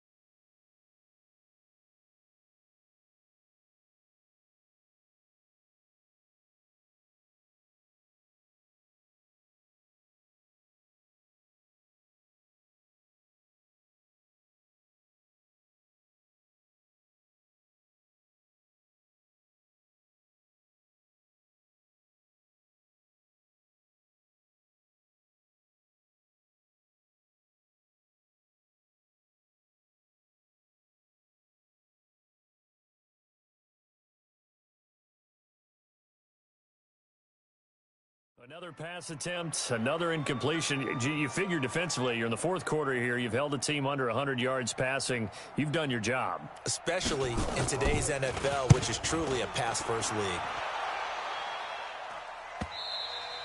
And problems spreading to the punt team now. This one goes all the way into the end zone on the fly, so that'll come back to the 20. Out comes the New England offense to see what they can do this time. And, Charles, in a very one-sided affair, I think we've reached the point in the broadcast where you and I, we may have some filling to do, right? Yeah, I think you're right about that because we got to try and keep people around. We don't want them to change the channel. Stay with us in this game. Is that Ben Ramsar? Are you hearing from Ben on the headset here? Tell us, stretch this thing out a little bit. Get some talking points. Dig them all out. That's what you get. A big-time producer. Keep him here. And he's going to get 7 out of this before being taken down at the 27. That's it. That's what you want. Straight ahead positive gain. Just keep that clock ticking. A good run got 7 on first. Here's 2nd and 3. We got to get this stop here, D. They go play action now. Stidham. They'll roll him out right. Now he'll let it. Oh, this is taken in. It's complete. Past the 20. And he'll take it into the end zone for a Patriot touchdown. Braxton Berrios with his 2nd touchdown of the game and 5th on the year as his guys continue to pour it on. Well, this game is definitely over, but we do know some people like to go ahead and continue to add to their score, don't we? Yeah, I don't know that they need to add any more right now, though. I'm just starting to think about those dinner plans tonight, my friend. Well, you and I will be thinking about dinner plans, but we also know they're playing people are thinking, how can I get some more scores for my fantasy, for other things? They're trying to figure that part out now. By the way, last weekend we went sushi because that's what you wanted. We're going steak tonight. I'm in. All right. The extra point splits the uprights, and the lead will swell by.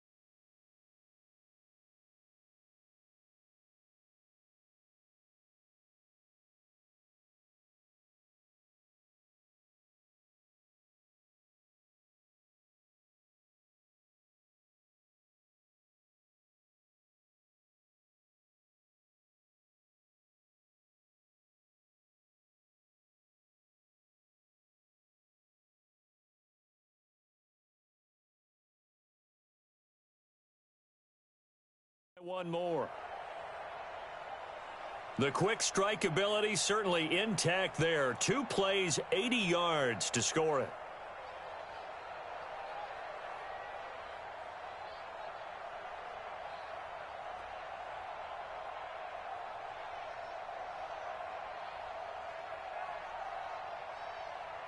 The kickoff unit is out on the field, and they will send this one away.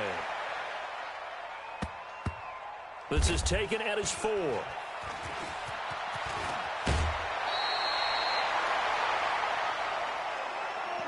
In this position, trying to get back into the game, teams are looking for a spark from their special teams. That's not what they got, though. They got a setback, and they have a long field to cover if they want to try and put points on the board. The Steelers offense now, they get ready to head back on the field. And down on the scoreboard, certainly needing to avoid what happened on the last drive, punting the football.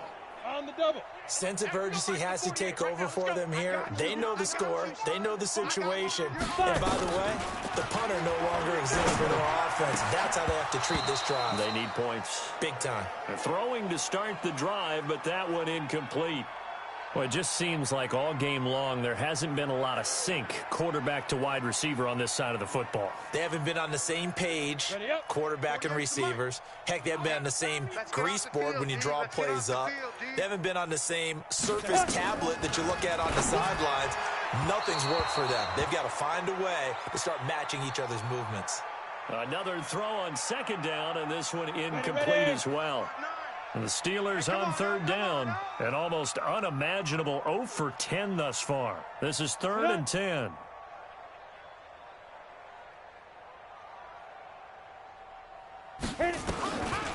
Looking to throw. And that will be incomplete as well.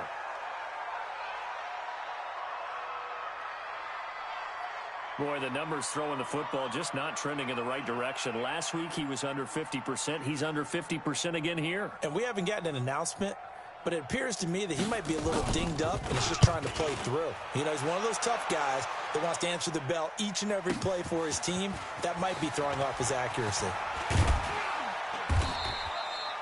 So possession goes over here on the punt. And the offense will take over with a new set of downs. Out comes the New England offense to see what they can do this time. They had to go a long way on their last drive to score the touchdown. This time they get at least a little bit more of a cushion with field position. I have to think that with this field position, after what they did on the last drive, they might want to take a shot right now and try and cut down the length of the drive. Now a first down carry. It's Michel.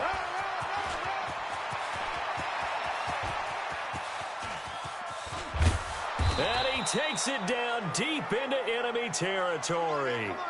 A big-time run there by Sony Michel. 56 yards on the ground. Well, we're beyond the tone setting right now. This guy's been the bell cow all day, and they'll continue to rely on him to move the chains, drain the clock, and lead his team. And here it's just a simple question of whether or not the ball broke the plane. Well, I said it's simple. It's not really that simple. This could be really complicated. We would love for it to be simple, to know that it did actually cross the plane of the goal line. But as you described, it is a difficult call.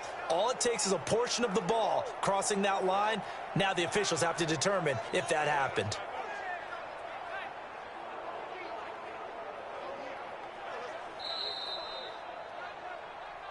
We play to win. Let's go! Set, ready, 18 games. Well, he challenged the play. It did not pay off. And that means he lost a timeout in that challenge. And as a coach, you hate that. Don't know if you took the advice of the player. You threw it yourself, but it didn't go your way. At the end of the day, it all comes back to the head coach. He has the final determination on whether to actually challenge the play or not. In this case, it didn't pay off for him. And that's got to be so heartbreaking. You throw that flag, you probably feel really confident, and then all of a sudden, boom, you lose the challenge. Yeah, when you take a look at it, you're throwing that flag because you believe you're going to be right. And when it comes back the other way, you have to regroup. 2 straight shots on the ground. Now on third, do you go to the air? I think the possibility exists, and if you're doing it, you're probably going play action since you ran it twice.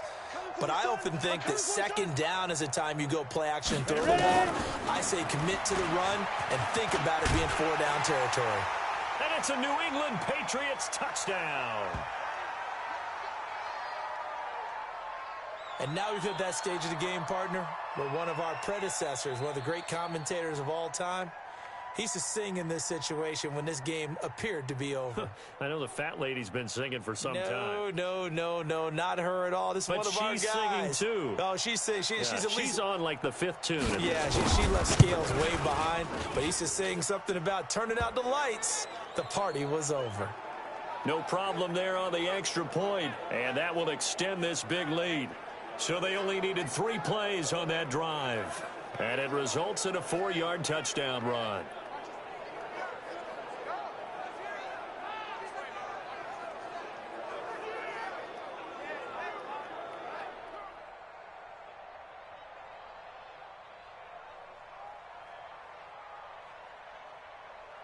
The kickoff team on the field now as they will send this one away. This will be fielded at the 6. Now a hit and a loose football. And it's picked up by the Patriots. And a super return as he gets us all the way down inside the 25-yard line. So a teammate picking him up there, that was nearly disaster. And the way that you coach these things, you want to make sure you have eyes towards I got the a return fumble, guy, right? because Now they're gonna boost it. Teams Watch. do that. They have at As least one soon guy. as I go to you're play, responsible for they're making sure gonna he secures boost. the catch. He's not always the one that makes the recovery, but he can always sound out the alarm. Hey, ball's on the ground. We've got to get it back. I guess not. They'll run on first down. Where you going, Snucker? He'll get about 5 here as he'll take this down inside the 20-yard line. And when do they start thinking about burning these timeouts? They've got all 3 still defensively. To me, you have to start right now. Here's the time, and that means you've got to stop them on defense, not give up the yardage. Use your timeouts in order to get the ball back. I'm trying to get first down. Now is the time to start using those timeouts. And keep in mind, it'll also stop the clock at the 2-minute warning. They picked up 5 yards so last time. therefore, Now they I will never and get 10 here. be able to get another first down. So you know what? Watch this. Out of the gun, Stidham. They got goes him. down. And that's what happens. Well, there's still time to rectify this situation because the silver lining, they took a sack on first and goal. But that close to the goal line, that still definitely hurts. Ready? First down, a bit of a disaster, 1, and now 2, on second and goal, 2-minute back even warning. further.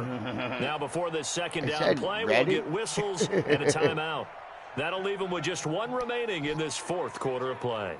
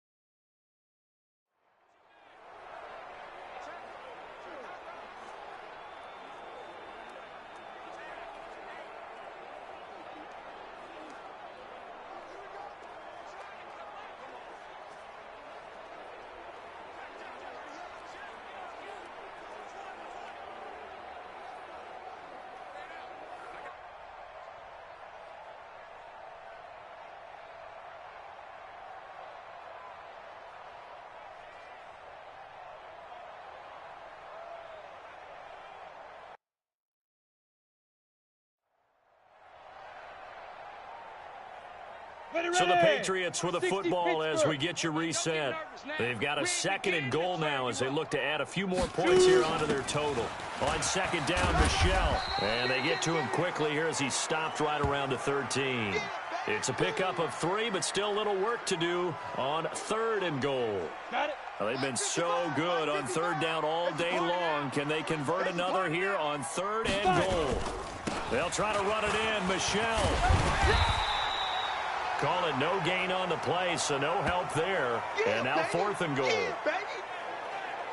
You know what? I know it's 4th down and they've got a big lead, but go for it. Yeah, and why not, right? Because they have the big lead. But don't you have to have a little bit of admiration for these guys on the defensive side of the ball? They've been shoved around this entire game, and they're making a nice goal line stand here. It would be fun to see them stop them on 4th down, wouldn't it? Yeah, but it's like putting whipped cream on broccoli at this point. So what you're saying is they're going to go for it on 4th down. They're going to get it, aren't they? I would. It's our time. Kill, kill, kill. Here we go with Michelle. And they are going to score again. Yet another touchdown as they just add to their totals. Now it's looking incredibly likely to be a 3-0 start to this season. That is obviously excellent. 2-0 is one thing. 3-0, you really have some momentum. And now they're serving notice to the rest of the league that they're a pretty darn good football team. Confident, aggressive, attacking at all times. This looks like a team that you're going to have to deal with. And guess what? Behind closed doors, they're trying to figure out ways to get better.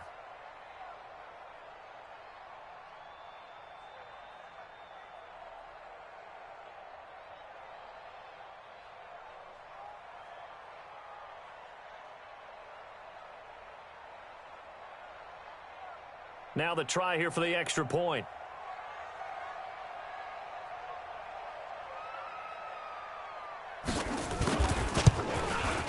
Now this one was over a while ago as they just add on to their big lead. A drive that time of 6 plays. And it was Sony Michel's touchdown scamper that polished the drive off.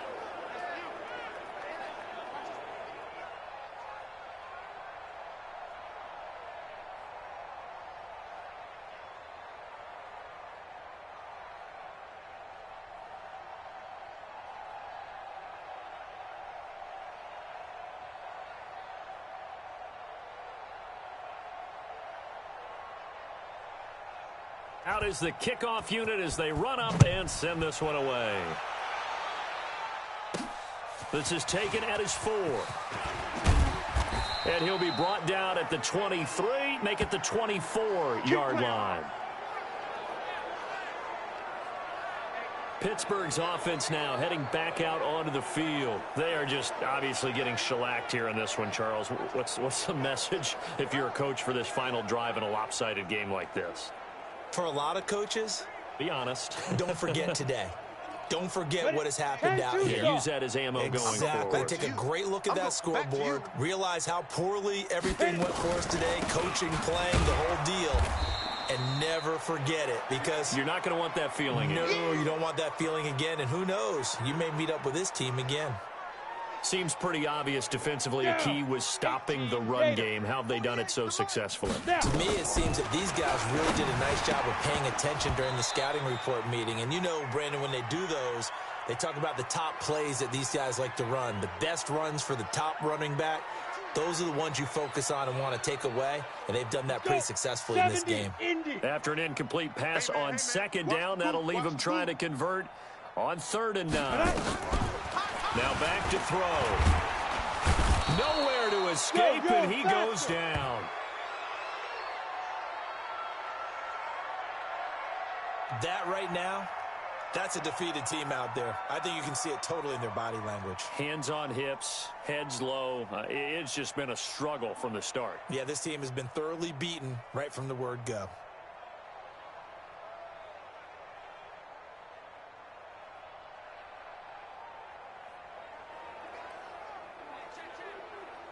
Ready. And how about this? 4th and long, and they're going to go for it. Yeah, let's do this. As expected, they're going for it to keep the drive alive. Oh, that should have been an interception. Incomplete. Down to 15 seconds now. They had to go for it with such little time remaining. And, boy, possession here turns over with a football already being in the red zone. 55. Check, 55, Mike. Hey, watch the screen. Watch the screen. Let's do a touchdown right now. Stidham's actually going to throw it. And this will touchdown. Be caught. And the carnage continues. It's another touchdown. That's how we roll in New England. You play to the final whistle, I get that. There are a few folks that might not be too happy with New that England score Patriots. late in the game with it already well in hand. You seem a little squeamish about that last score. I struggle with this one. I struggle. But on the other, the argument, I get it, on the other side is, hey, do something about it. Stop them. I'll guarantee you, I know who was really excited. Fantasy owners who had them. Hey, listen, get the points for me. They're not worried about hurt feelings or anything like that. That's just new age stuff. So the Patriot offense stays out there, and they'll line up and go for 2. Here's Stidham. Rolling to it. Under pressure now, and he's going to go down just inside the 5-yard line. I know we could sit up here and dance around it a little bit. But going for 2 in this situation, somebody doesn't like someone else. There's no doubt in my mind. Well, what they couldn't see is you lean back in your chair and you went, yeah, that's not a good decision. They didn't get it, though. Yeah, I don't think you can just say, well, my kicker's hurt in this spot. No, okay.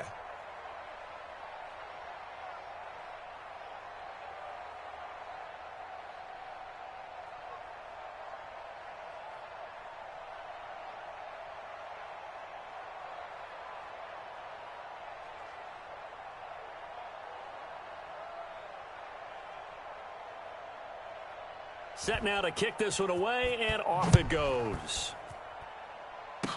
Very short kick. This will be taken by one of the up men.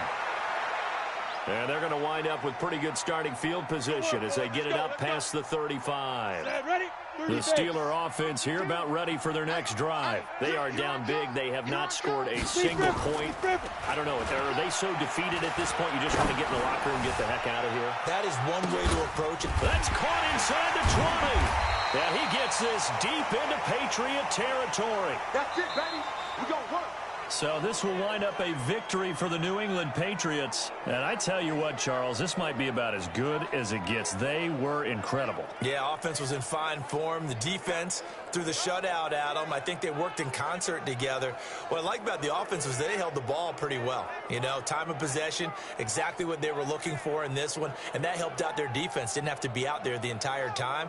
So when you do that and you're out there fresh playing, off a little extra spring in your step, and it showed up in this one. They had a ton of spring in their step. Impressive victory.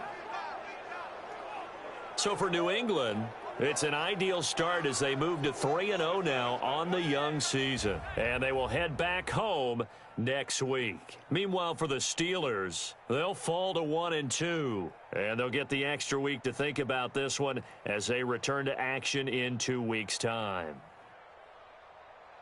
That'll do it for us. I'm Brandon Gaudin alongside Charles Davis. Thanks to our entire crew as well. We'll talk to you next time. So long, everybody.